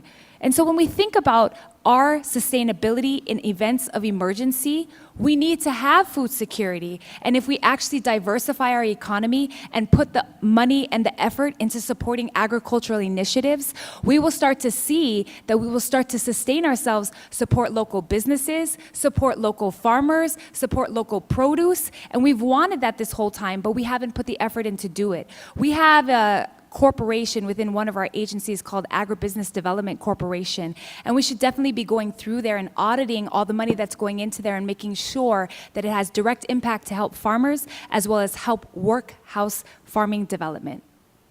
Thank you. We are going to completely change topics now, and this is going to be a yes-no question. Representative Hanabusa, do you support the construction of 30-meter telescope? Yes. Governor Ige? Yes. Rep. Tupola? No. Mr. Carroll? I'm sorry, I didn't hear the question. I'm sorry. Do you support the construction of the 30-meter telescope? Very what? 30-meter telescope. Oh, yes, I do. Okay. I want to do a 30-second follow-up. Rep. Tupola, why do you not support the construction of 30-meter telescope? I've read extensively the amount of mismanagement that's happened on Mauna Kea, and I'm thoroughly convinced that the first step forward is that we have to fix the mismanagement. The auditor's report 1998, 2005, 2014, 2017. I've read the full comprehensive management plan. The biggest issue that we're having here is that we need to actually fix the management issue because all of that will not be able to have any type of progress if you don't fix the root of the problem. I would encourage you to read through the auditor's reports. Thank you. I'd like to sort of stay on that, which is sort of actually it's going to be a 30-second question, and the big issue is whether University of Hawaii will be able to renew the master lease for astronomy on the top of the mountain. So do you support the renewal of the master lease? And I'm going to ask each of you this. Rep. Tupola? We discussed at the legislature this year about a different type of management authority, and it's something that we should heavily consider because seeing as though these recommendations from the auditor came years ago, decades ago, and none of them have been implemented, all 8 suggestions given by the auditor, none of them have been implemented. We have to think about whether or not it is the right managing entity to be able to handle a project of this nature. And we also have to make sure that as we read through that comprehensive management plan, that we make sure that it's not just the master lease, but the subleases that UH has been given out and their ability to have accountability. Mr. Carroll, do you support the renewal of the master lease for University of Hawaii to manage astronomy on the mountain, please? Yes, I do. And the reason I do is when I was in the House many years ago, they gave 1/3 of the control of the mountain to Canada and 1/3 to France, which I thought was idiotic, and the last third goes to University of Hawaii. As far as I'm concerned, the Hawaiian culture has been based upon Hawaiian navigators, and I think that that telescope basically represents a furthering of the astronomical involvement, and I think that it's the best thing to do. To stop it at this point is going to be absolutely ridiculous. So. Thank you. Governor Ige. Yes, I do support the renewal of the lease for university. They should and will be required to do an environmental impact statement. I've also asked them to return 10,000 acres and have the university only keep the 400 acres that are specific to astronomy so that we can create a different entity to manage the cultural, traditional, and Native Hawaiian aspects of the summit. Thank you. Representative Hanabusa. Supporting TMT is a different issue than whether the university should be in control. And I am not convinced that the university has been a good steward and that renewing the lease with them should be the way that we should proceed. I think come the 21st of this month, we'll hear the final arguments before the Hawaii Supreme Court on the specific issues. But I think that we need to move forward on TMT, but we need to move forward with good faith to show people that we have learned from the problems of the past. Thank you. I'd like to continue on this topic and ask a 90-second question, and it is, if you are governor and if 30-meter telescope is granted the right to continue and proceed, what will you do to ensure that construction can proceed, that the 30-meter telescope folks can get to the top of the mountain, that they can do their building? Mr. Carroll, is my question clear? Well, as far as 90 I'm seconds. Yeah, all I'm saying is that it should be, if it's going to happen and we're going to go forward with it, it's a privatized matter, we should not be spending any taxpayers' money on it. If I understood the question. The question is more previously, when 30-meter telescope was, at that time, given the okay to proceed, they were not able to get to the top of the mountain. They were blocked by people who did not want them to go up to the mountain. So the question is, if they are granted the legal right to do that, I'll give you another minute, Mr. Carroll. What would you do to make sure they could actually get there? If it's blocked by the court, you mean? No, sir, by people standing in the road. Well, that's why we have law and police officers, so it shouldn't be allowed as far as I'm concerned.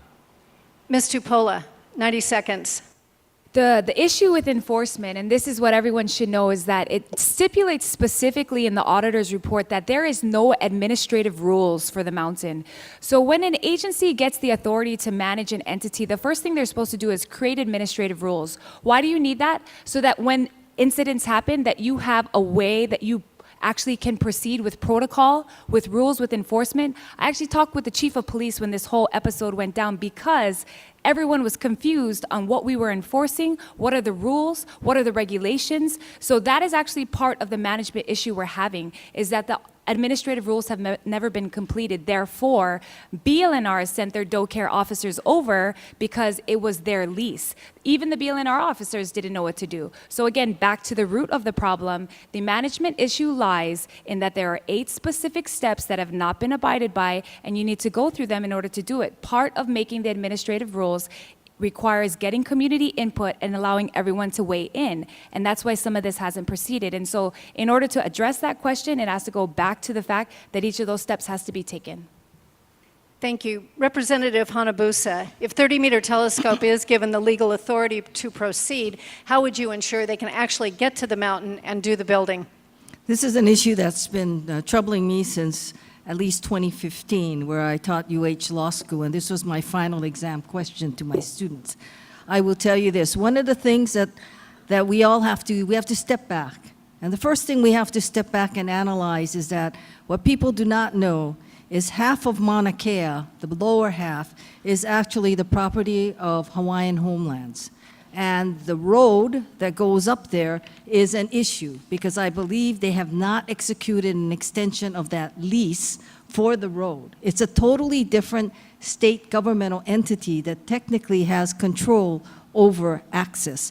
So in order to address access, and in order to address those who are protesting and who call themselves the protectors of Mauna Kea, we must first understand who technically has control over access. And I think that what we've all done is we've ignored the fundamental threshold questions, which is who does? And if you look at the debates back in 1920, when the United States Senate debated whether or not the Hawaiian Homes Commission Act should become law, that was one of the major points, is that 50% of Mauna Kea is to be in the control of the homesteads. So let's begin there first. Thank you. Governor Ige, if 30-meter telescope is given the legal okay, what will you do? Tell us in 90 seconds to make sure they can actually get to the top of the mountain.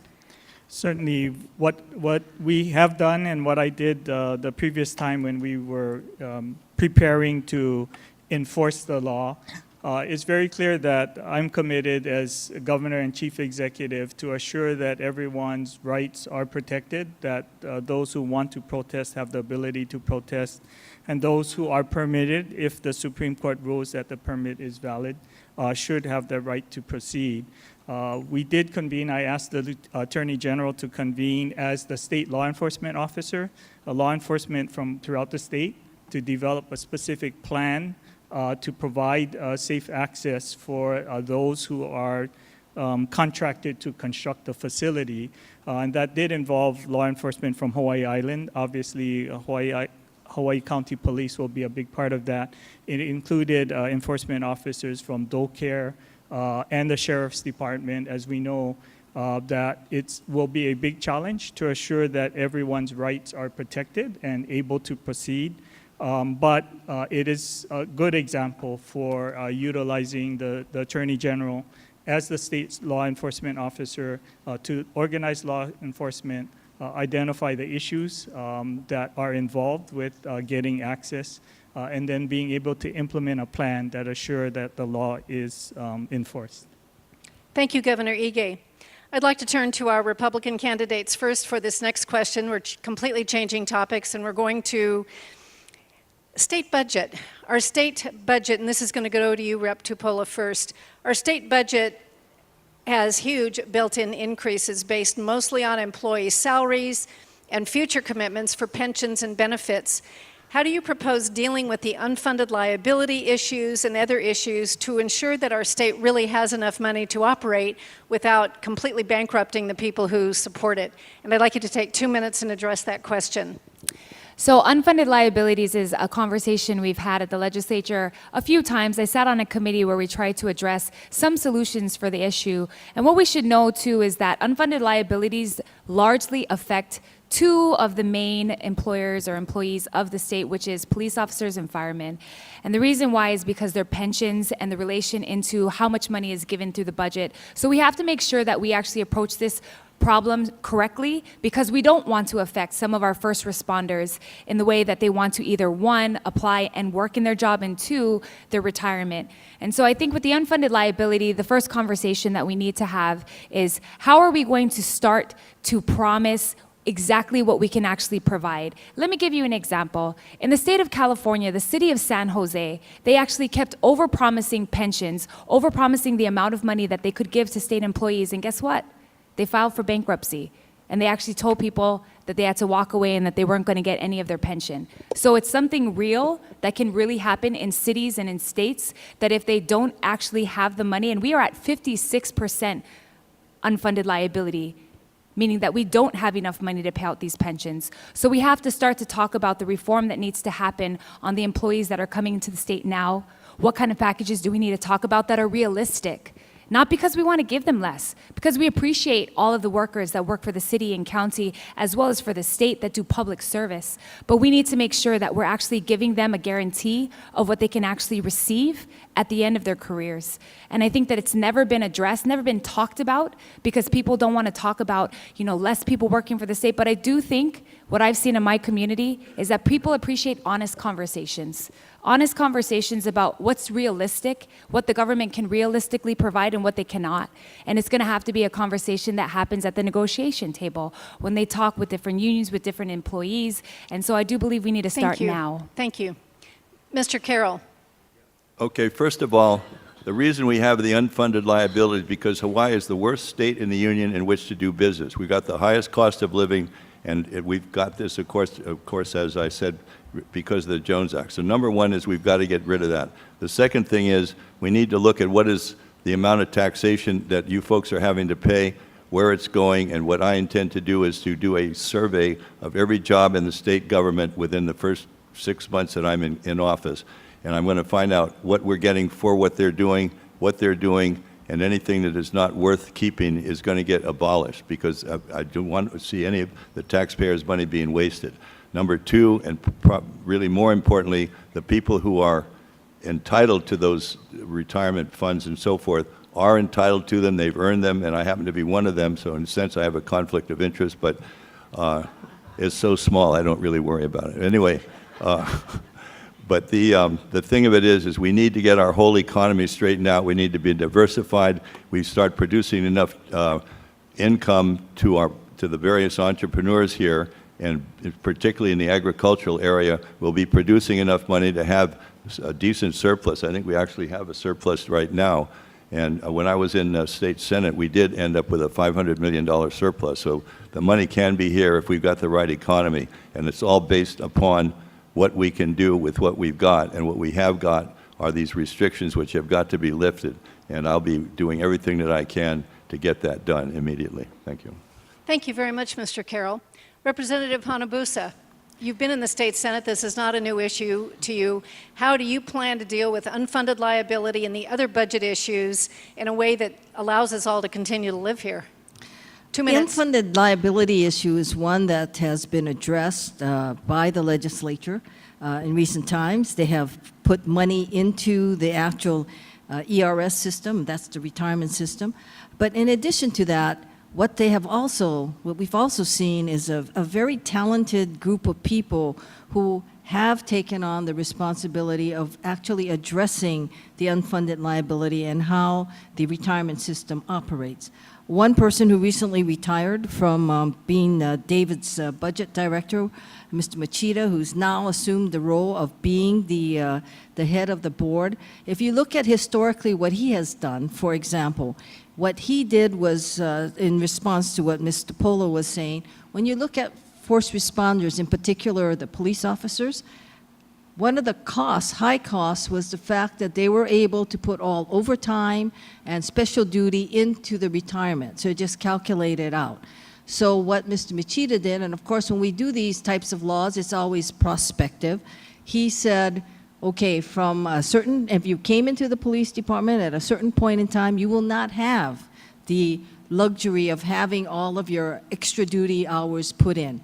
With that, what has resulted now is the fact that they have better control over what that liability is. I believe when I spoke to him, he says he thinks it'll take us about 15 years at the rate we're going, if everyone continues to put in the money like it was anticipated, that in fact you will have some relief from this unfunded liability. It's going to take that kind of work. Understanding not only the system itself, understanding how collective bargaining works in that system as well, and making sure that we keep our promises to those who have been our employees for a very long time, because they are the greatest asset of the state. Thank you. Governor Ige. Certainly, if unfunded liability is a concern of yours, then you definitely should vote for me. As chairperson of Ways and Means, I was the one that implemented the pension reforms in 2011. And we have changed the county and state pension system by increasing the retirement age, reducing the benefit, increasing the employee's contribution to the pension system.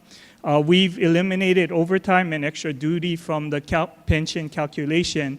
And the fifth thing that we did is that we made the employer responsible for pension spiking. So if an employer manages an employee poorly and allows them to spike their pension, although they really can't, because beginning 2012, new employees cannot accumulate overtime to their pension, then we've already implemented all of the pension reforms that are necessary to ensure that our pension is stable and getting better each and every year.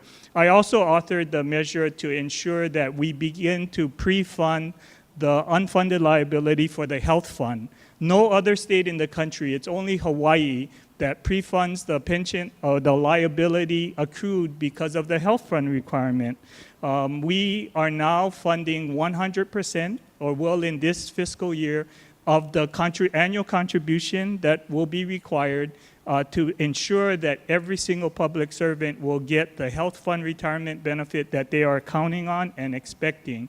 That action alone in the last 5 years have saved all of you $1.6 billion over the next 20 years, because I know how important it is to you. On top of that, I put the cost of unfunded liabilities directly on the table when I negotiated 14 new contracts for every collective bargaining group. We couldn't give them the raises they want because of the liability. Thank you. Thank you, Governor Ige. Appreciate it.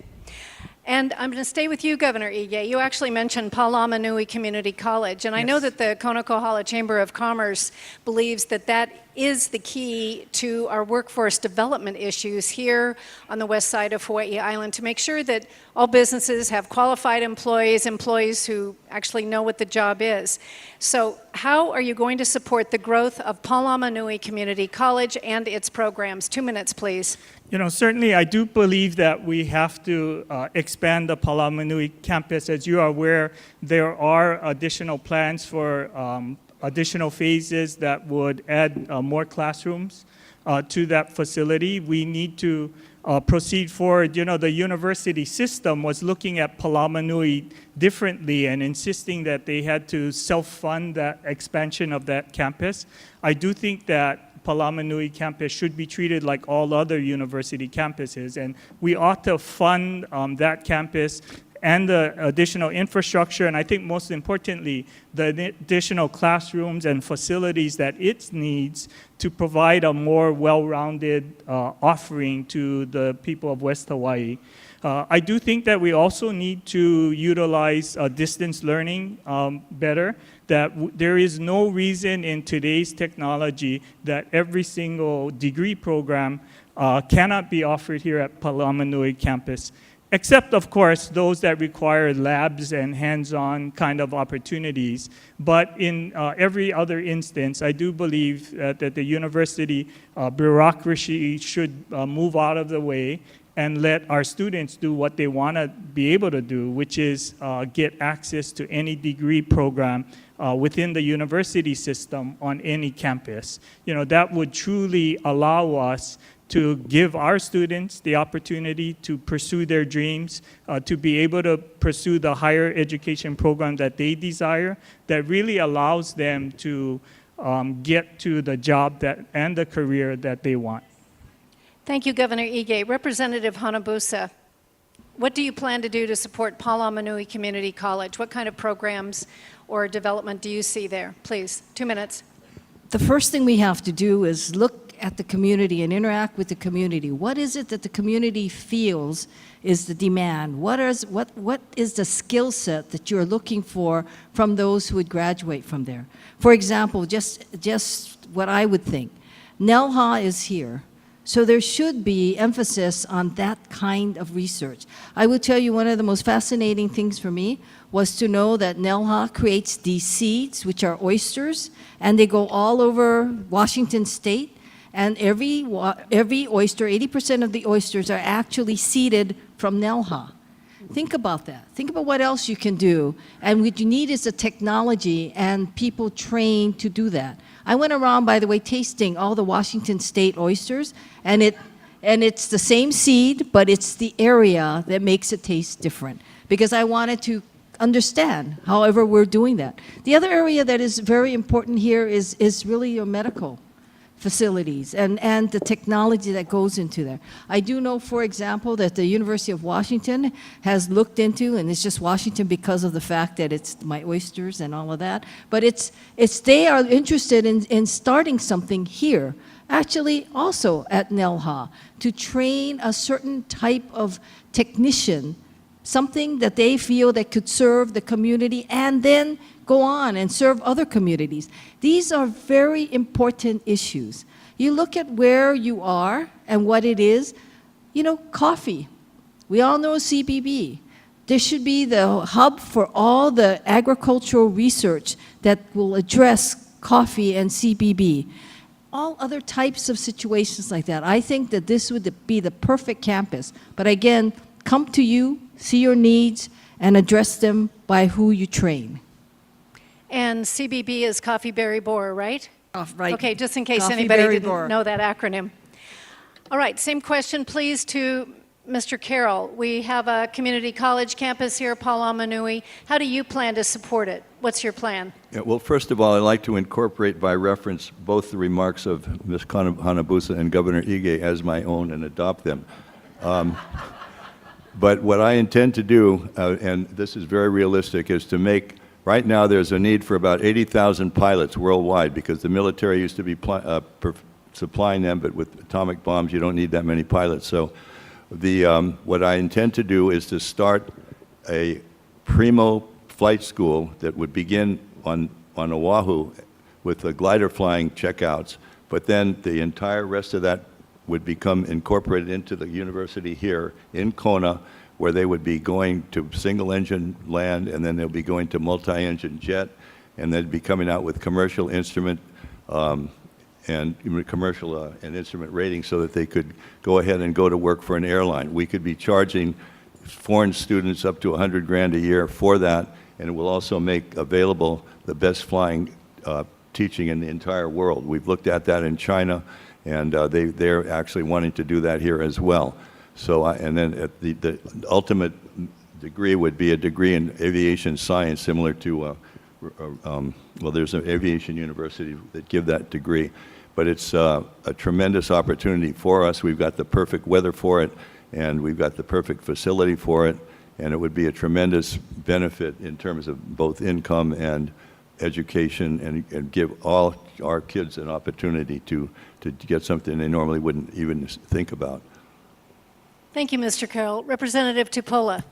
Thank you so much. Prior to being a legislator, I actually was a professor at Leeward Community College. So I have a lot of love and concern for the University of Hawaii's system, as well as specifically helping the community colleges succeed. I think as a professor, our biggest concern was the competition that constantly happens between UH Manoa and all the community college campuses. And one of the solutions that some of the staff, some of the professors at the university have come up with is that really, in order to help UH succeed, we have to help each of these community colleges, as well as UH West Oahu and Manoa, identify what they do best. And we have to help them fit into the communities that they belong to, and that they can produce degree programs where the students from those colleges can immediately find jobs. Let me give you a few examples. At UH Hilo, what they excel at is providing the teacher resource training for Native Hawaiian immersion teachers. Only they do it. Nobody else does it. UH Manoa, specifically research development. UH West Oahu, creative arts media. LCC, which is Pearl City and on the island of Oahu, they specifically help vocational training. So here for Palamanui, talking about what's in the community and how this community college can thrive in regards to what's around it and how it fits in the community. Because we want these kids to actually be able to get jobs. And I've had actual people from the harbors here, from the island of Oahu, say that they don't have enough skilled technicians to work on their harbors because there is no such program that exists for that. We also have people, not just in aviation, but people saying that we don't have aviation mechanics that are ready to actually help and repair planes. We have a lot of fields that have deficiencies, and we need to help these community colleges find how they can make degree programs that will immediately benefit their community, that they will have resources from local businesses that will support the degree programs that they offer. Thank you very much. Again, we're going to a new topic, and this is really the ocean. Hawaii's nearshore waters are one of our most valuable assets. We have boating, we have fishing, we have swimming, we have tourists who come to the beaches, but they are being degraded by sewage going directly into the ocean. Wastewater is incompletely processed, and sometimes wastewater and sewage is being illegally dumped into the ocean. Even the state itself has cesspools right at Kona-Kohala Harbor still, although they shouldn't. So the question is, in 2 minutes, and starting with you, Representative Tupola, if you are elected governor, how are you going to alleviate our wastewater crisis here in West Hawaii? Please, 2 minutes. So West Hawaii, the biggest conversation that always happens is in regards to cesspools and if they should be allowable. Obviously, on the state level, Department of Health has talked about specifically having these conversions so that we have less of it and that we can actually get safer sewage systems out here. However, it is a huge cost for homeowners. It's a huge cost for private property owners. So one of the things we need to do on the state level is actually provide some of that support. Some of the bills we voted on recently provide tax relief for those who actually implement the change.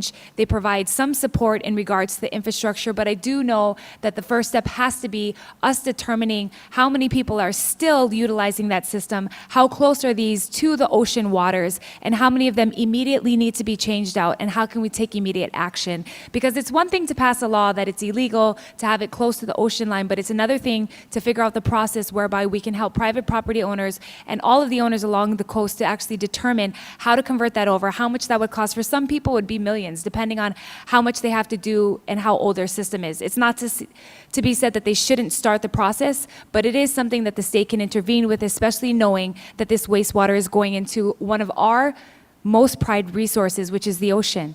We want to make sure that we have oceans for decades to come, and if we don't take care of it, then who will? We need to make sure that at the Department of Health that we are taking strict steps towards making sure that this enforcement happens, and then assisting the community members to make sure they have the resources to allocate the funds to do that. Thank you. Let me give you a 30-second follow-up because you have about 30 seconds left, and that is you've sort of addressed individuals, and I do want to talk more about that in a minute, I think, but the County of Hawaii has a wastewater treatment plant right up the road that isn't quite up to standards, and that combined with the cesspools that the state Department of Land and Natural Resources has at Kona-Kohala Harbor is dumping wastewater into the ocean. So give us 30 more seconds on this, how you're going to address the state's responsibility in this. Yes, in our district, we actually have this same issue in regards to making sure that the county systems are actually up to par. We had the same issue with cloggage. The actual drainage and wastewater systems were so old that it actually didn't even drain out and it was going into the ocean. My first suggestion would be that in the counties, making sure that we mandate the allocation of funds to fix old infrastructure when it has to do with wastewater going into the ocean. This is bigger than what we think. In our district, when it's happened, where there's actually been wastewater going to the ocean, affects everyone. Thank you. Mr. Carroll, we have a wastewater issue here in West Hawaii with sewage going into the ocean from county facilities, from State Department of Land and Natural Resources, and from individuals. What are your steps going to be to alleviate this? 2 minutes, please. Okay. Well, first of all, when I was in the legislature in the 70s, all of the environmental law that we currently have in place came off of my desk, starting out with the monk seal and green sea turtle protection. I worked with the Democrats to get it all passed. Gene King, Tadao Beppu, names that you probably don't remember because it's too long ago. But anyway, the environmental protection happens to be, next to the economy, #1 issue for me. And first of all, there's everything, including what Ms. Dupol has already described, and the agency that should be looking at that on a statewide basis is the DLNR. I intend to make DLNR a very effective police force to see about this, because it's not only things like the sewer, the wastewater plant, but also you've got golf courses and other places that are doing point pollution into the ocean, and that has got to stop. One of the things historically was in the old days, the plantations just ran their gas right into the ocean. There was 2 or 3 miles on either side. We got a law, or I got a law passed, which forced them to silt that up on land, and we now have clean ocean all the way, clean waters all the way down all of our coastlines. I will be on top of the environmental issues like you can't believe. Thank you, Mr. Carroll. Representative Hanabusa. The issue of the wastewater is really a Clean Water Act issue. So when you talk about the counties are primarily responsible, but there may be a portion where the state would have basic control over, and that would be if there's dumping out in within the jurisdictional waters, then that would become the state issue. However, where it is the state's responsibility is the state is entrusted with the enforcement of the Clean Water Act. And if they don't do a good job, then of course the EPA will step in. And that's what you don't want to have happen, because then you're going to be put under a consent decree, and you're going to have to fix it irrespective of whether you can do it in a timely fashion or not. And this is not a problem that just faces Kona or the Big Island. It is, for example, Honolulu. We're still facing it, and we don't have cesspools that are at issue. We actually have the sewage treatment plants that are at issue. But the enforcement has to be by the state, and if we don't do it, it's going to be the EPA. No question. The issue of the cesspools are going to have to be addressed and should be addressed. There's a 2018 study that was just done and given to the legislature about the cesspools and the challenges regarding the cesspools. And of course, some people say, well, we should have a septic system, and it is a cost issue. It is, how are the people going to afford to do this? And the question is going to be, and I think what the county needs to do before it gets taken out of their hands, is to come up with a plan of how you're going to address the violations of the Clean Water Act. Because if we don't do that, you're going to be forced into a situation where you're going to have to do it, which is not necessarily in anybody's best interest. Thank you, Rep. Hanabusa. Governor Ige. Certainly, it is a responsibility of the state to enforce the Clean Water Act, and I agree. It really is about working with the county and ensuring that they have a plan to come into compliance. We do manage the Clean Water Loan Program, and we can make loans available to the county to invest in the upgrade. I do think in this instance, the cost of the upgrade might be more than the funds that are available. And certainly I would be willing to work with the county to find ways to generate the revenue that they need to bring the facility into compliance. You know, there are laws on the books that provide for tax increment financing and other financing mechanisms that would allow the county to generate the funds that they need to be able to implement the improvements that are required by federal law. Thank you very much. As Representative Tupola mentioned, the state has mandated the closure of all cesspools in the state. There's 88,000 in the state, but 50,000 of them are here on our island, so it's really a big island issue. And I don't think anybody disagrees with getting rid of cesspools, but right now the Department of Health only approves septic tanks as the solution, and septic tanks, number one, don't fit on a lot of people's properties because they're just not big enough, and we don't have the dirt here to do the proper leach field. I know more about this now than I ever did my whole life, and it's really a distressing situation. And although we don't disagree with the state, the issue is the state has got to take a look at new technologies. There's going to be billions of dollars in this, and right now this is falling completely on the shoulders of individual homeowners. So Governor Ige, starting with you, give us your 2 minutes on what you think the state can and should and will do to address this very pressing issue.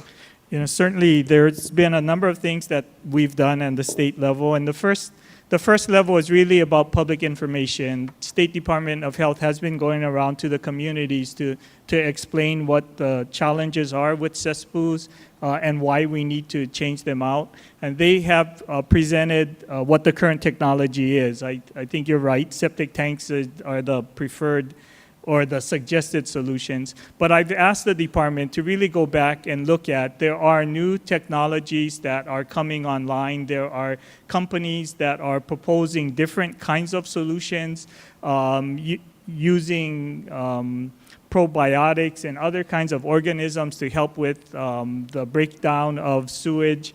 And other new and interesting technologies that can be a solution to the cesspool challenge all across the state. So I've asked the department to get proactive, to get engaged with these companies that have different ideas about solutions to cesspools other than septic tanks. And I do believe that this is one of those challenges where I think technology can help us. You know, we do have quite a ways before the hard deadline to eliminate the cesspools all across the state. And the technology and the new companies coming up with new ideas will definitely help us solve that. I agree with you. Current technology today makes it very expensive and not attractive for the homeowner to make the conversion. Thank you, Governor Ige. Rep. Hanabusa, I want to turn to you, and I also want to mention that our Department of Environmental Management says septic tanks are not going to eliminate the waste going into the ocean just because of the structure of our island, so that's another issue. And Rep. Hanabusa, take your 2 minutes and tell us how you're going to help us solve the problem, please. I'm sorry, what did you say? How? I said, please take 2 minutes and tell us how you are going to help us solve this issue of having to replace the 50,000 cesspools that we all have. 2 minutes. First of all, as you know, I think the hard deadline is the year 2050. And I think the reason why it was picked is because of exactly this problem. I'm not sure that, and I agree with you, that in fact the septic tanks as it now is not necessarily the answer in all situations, and cesspools may not necessarily be bad in all situations. I think what we need to do, and the problem that when government enacts these laws is that they sort of broad brush every situation.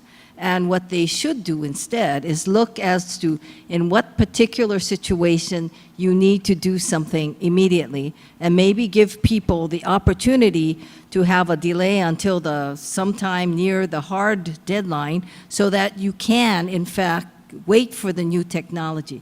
I don't see why we shouldn't have more of it. I mean, I think it's amazing. Waianae has always been the home for piggeries.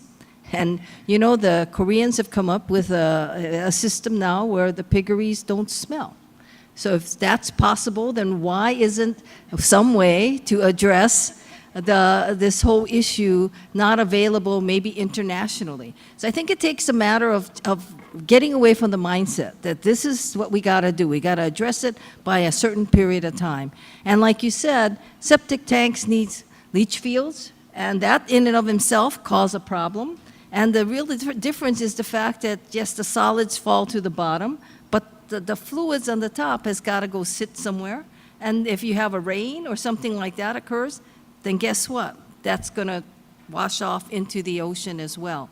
So let's be more pragmatic and more realistic and really begin to assess what is it that needs to be done in the near future, what we need to do, we can do in the intermediate future, and what can we wait to address with new technology. Thank you, Rep. Hanabusa. Mr. Carroll, what's your plan to help us address our cesspool issue, please? Have really covered the subject very well. My approach to it is going to be that DLNR is going to be seeing what are the most current problems that we have and which we know about, and go from there, and then work backwards from there to what the technology can take care of. I happen to have a cesspool in my farm which goes down to Kona-Kohala, but I don't intend to shut it down, I can tell you that. So it's an issue I want to look at a lot more carefully before I say exactly what I would do. Okay. Be sure to share once you decide and you feel like it's appropriate to share. Thank you, Mr. Carroll.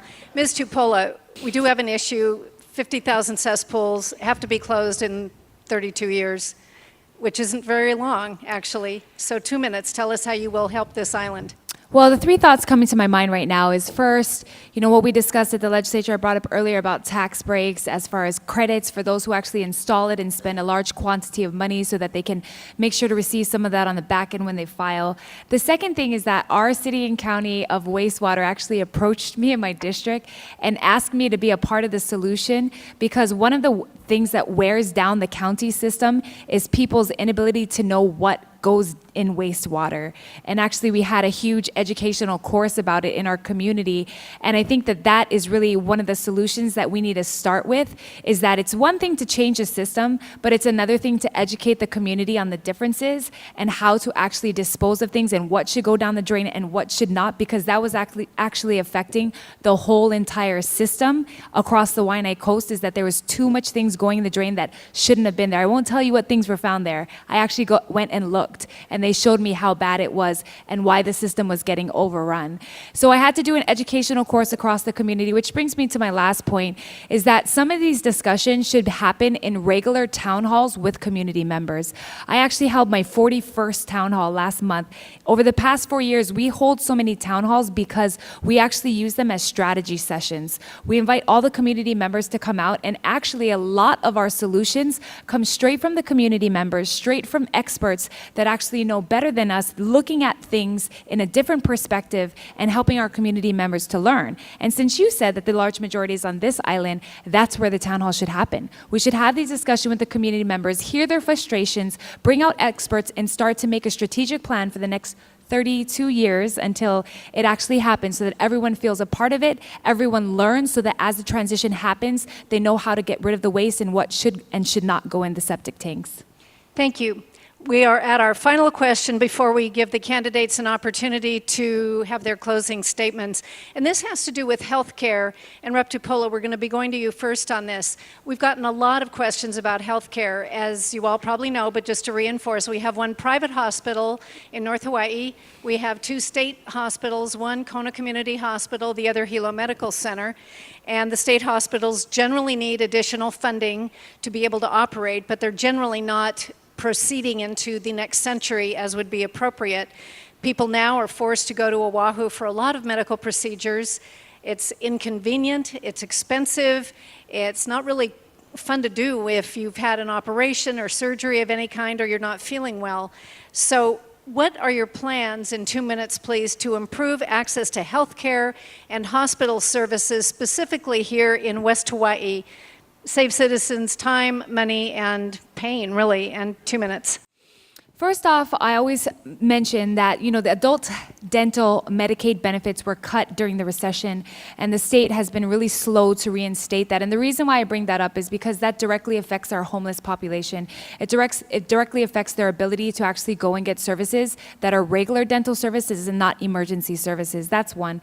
Secondly, we've seen a lot of success with community health centers, which are kind of satellite centers to the state hospitals that help to serve underserved communities and rural areas where they have remote locations. We've seen a lot of success with this, and I think that especially on islands where it's hard to access healthcare, not just because you have to drive so far, but there's not enough services, we have to think about how we can make more of these community centers accessible in small areas. We've actually done it on Oahu in schools. We have little clinics within the school. We have them near hospitals. We have them outside of hospitals in various areas. The third thing is that we really have to start looking at our ambulance system. We've had this discussion at the legislature, and I'm sure you guys have heard that some of these neighbor islands have waited years to get a new ambulance, but yet their populations have grown exponentially. As of right now, the last we heard from EMS is that in Puna, when you call 911, you have to wait sometimes up to an hour and a half. And that directly affects people's ability to receive health care. We need to address this, and we need to prioritize the money that we put into these ambulances to get people to the services that they need. The last thing is that we need to support more initiatives and incentives for doctors. We have a shortage of physicians, and we have a shortage of physicians that work in rural areas. We have a program in the state where the state puts money, the federal government matches that money. That money is used to forgive medical school debt if the person concedes to work in a rural area. This has directly helped the area in Waianae, and I suggest that we put more money into that so that we can get more physicians in rural areas by helping them out with their educational debt. Thank you, Rep. Tupola. Mr. Carroll. Very rarely that I may say anything good about Democrats, but actually with the Obamacare, they almost obliterated the best healthcare system that we ever had. The healthcare system we had up till Obamacare in Hawaii was what should have been adopted in every state in the union. As governor of this state, I intend to go through the president to Congress and ask them to go ahead and basically he totally abandoned any involvement by the federal government in medical matters, and so they could make them completely state issues.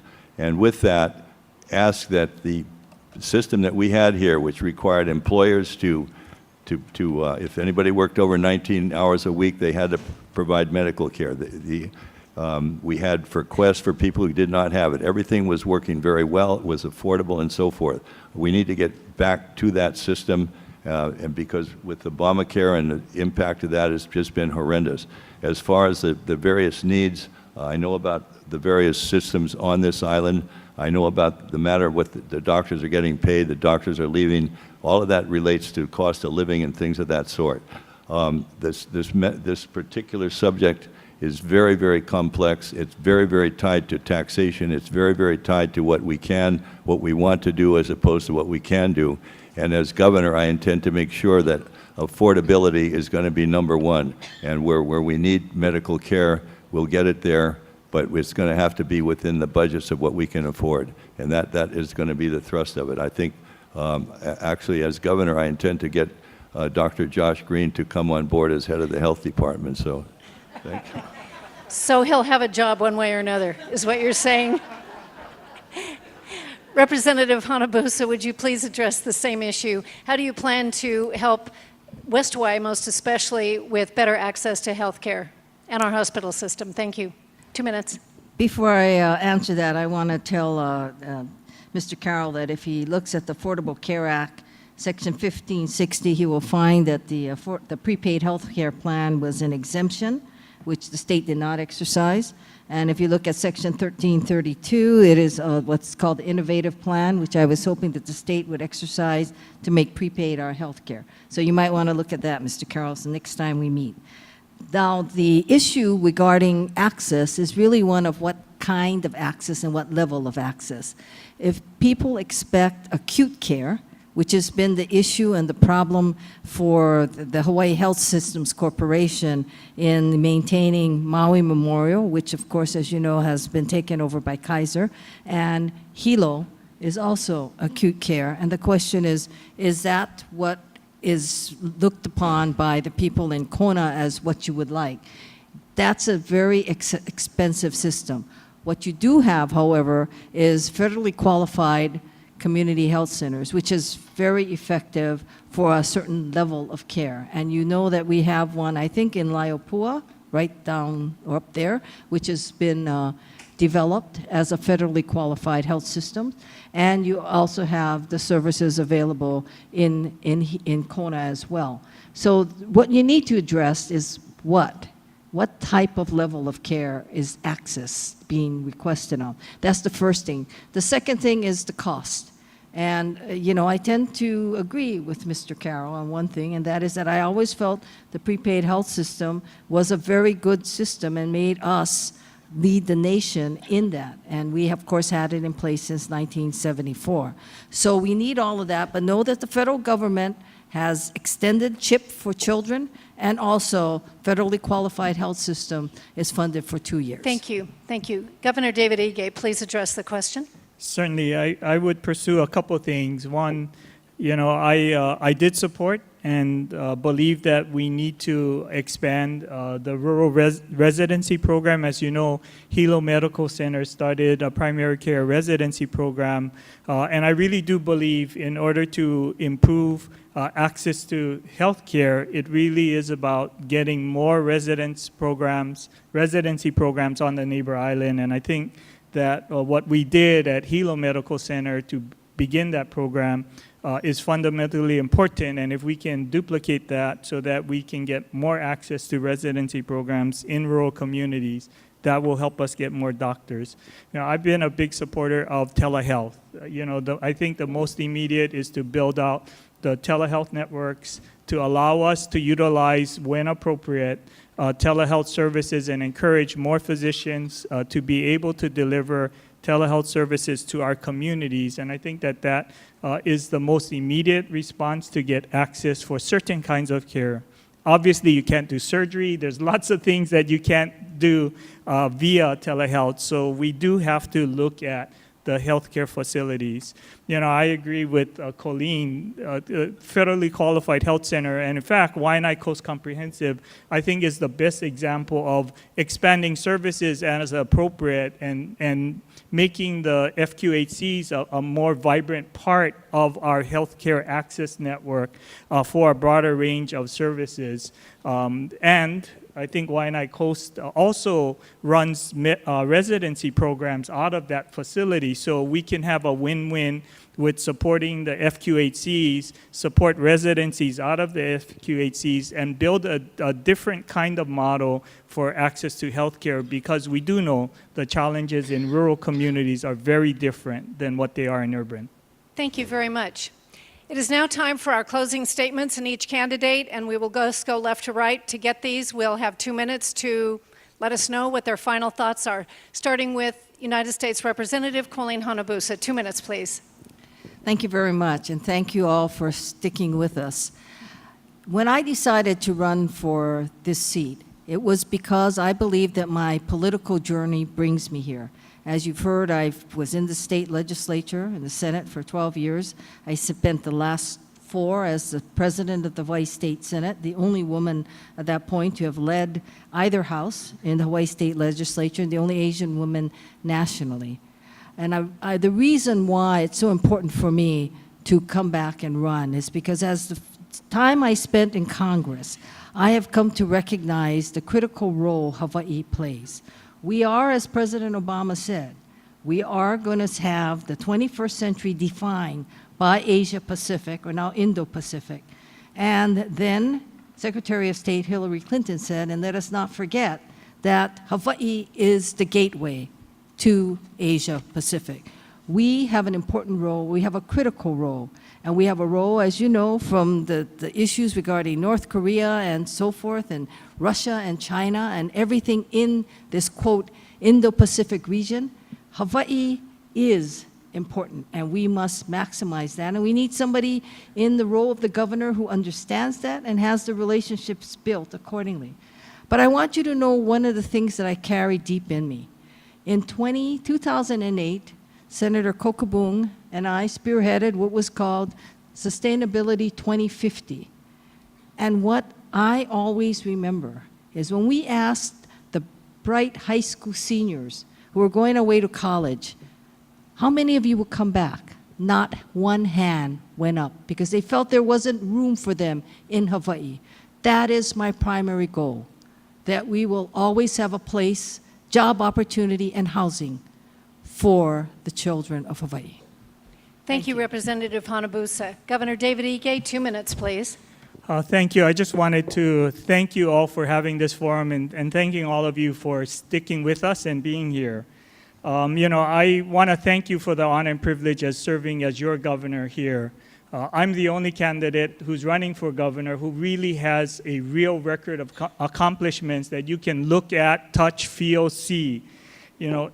Leadership is about public service. It's about doing things on behalf of our community that gets things done.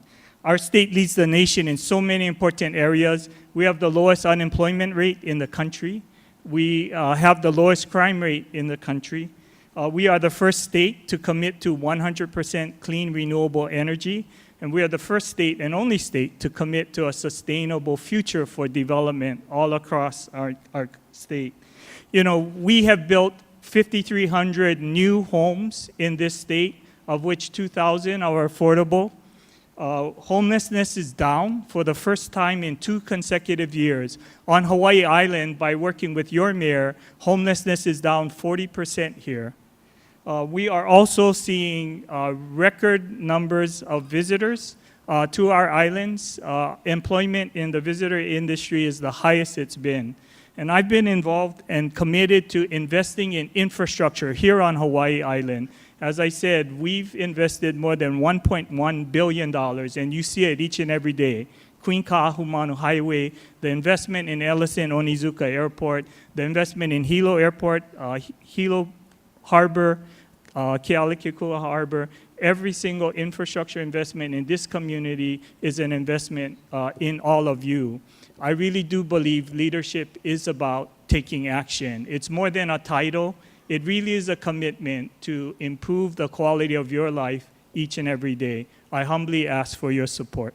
Thank you, Governor Ige. Mr. Carroll, 2-minute closing statement, please. Mahalo, me ke aloha to each of you for coming tonight. I'd also like to say that Marissa Hearn, running for Lieutenant Governor, is sitting at my table. She did not get to talk tonight. I would ask everybody to go say hello to her and see what she has to say. She's a terrific candidate for Lieutenant Governor. The reason I'm running is I have the burning desire to see Hawaii as it should be. We can talk all day about what we have, what we think we should have, or what, and so on and so forth. But the fact of the matter is, and I indict the Democrat Party for this, they've had 64 years to make this state what it should be. It's not. If I had been governor when I ran against Lingle 2 times, we would be totally different. We would have no shipping restrictions. We'd have worldwide commerce, and we would be the most solvent entity in the entire world. We are already the best place in the world to live. I am only running for 1 term. I know I've lost a lot of races, but I can tell you that I'm capable of doing this. I've had, I hate to even talk about how much experience I've had, but more than everybody on this table put together. So, but I appreciate what everybody's done. I feel sorry for Governor Ige to have been handed such a lousy situation to take care of, but I think he's done the best that he could, and I intend to rely on him as your governor. I'm going to be available tonight. It's very hard for me to talk in 2 minutes, which I know we're required to do. All I can tell you is that I have 21 major reasons for running, and they are between the ages of 8 and 1 week. So, but I really think that we can, if I can be governor, this place can really, really hum. And I figure, by the way, I'm going to be 90 next year, so I'm not young, and but I could go skiing and surf for the rest of my life. But I feel so much burning desire to get this place on the right track that it should be. I have the capability to do it. My health is incredible. Mahalo, me ke aloha, pumehana. Thank you, Mr. Carroll. Representative Andrea Tupola, your 2-minute closing statement, please. Thank you so much, everyone, for being here tonight. It's been an honor to be with Sherry and to be with these candidates next to me. I'm super grateful to represent the Waianae Coast on the west side of Oahu, and I feel very honored. I actually ran for office as a mother, as a professor at the college, a community member, and everybody said, there's no way you're going to break into the political system. There's no way you're going to win. And I actually won my first time. And I share that story because I know there's a lot of people that want to see a fresh change, a new perspective. And I think that in order for us to create a new path for Hawaii, we can't solve the problems, the systemic issues that we have in the state with the same mindset in which they were created. We need a new perspective. And I think that that's what it's allowed me over the past 4 years serving in the legislature, not just as the representative District 43 and the minority leader, but as a community advocate looking at all the solutions. Over the past 4 years, it's allowed me to be teachable, still implement innovative solutions because I still believe everything's possible. We've been able to do great things in the district, and a lot of it is about me empowering my community to take ownership. This is how much government can do for us. And at the end of the day, our problems are vast. And the gap that we have to fill comes from us as community members, as residents of Hawaii, saying that we're willing to stand up, to take part, to be empowered, to be inspired that we can find solutions and changes. I'm committed to decrease the cost of living so the more of our local families are housed. We don't want to see more of the families in Hawaii pack up and leave because they can't afford to live here. I'm committed to creating an atmosphere for businesses to thrive so more local families can stay in this place that they call home for generations to come. I'm committed to making sure to be a champion for education. As one of the only candidates that will have children in the Department of Education, I want to make sure that we don't forget our keiki and that we always remember that our underserved communities are what makes our state strong. Thank you. Thank you, Representative Tupola. And before we conclude, I'd just like to mention a couple things. One, any of you who'd like to stick around and help turn these benches back into cafeteria tables, the team would appreciate it. Thank you so much to Susie and Lydia from the Chamber for all their support, and Wendy and Jane and everybody. Thank you so much to the food truck guys. Thank you to Sharon and Stephanie, Sharon Sky and Stephanie Donahoe, integral members of the team. To Scott Ordway, our sound guy, to the police officers for keeping us all safe. Thank you guys for being here. And thank you, Mr. Vogt, who stuck it out. Again, thank you so much, Alan. And for all of you, thank you. It is so important to vote. Please remember, that's what this is all about. And now let's give our candidates a warm round of applause.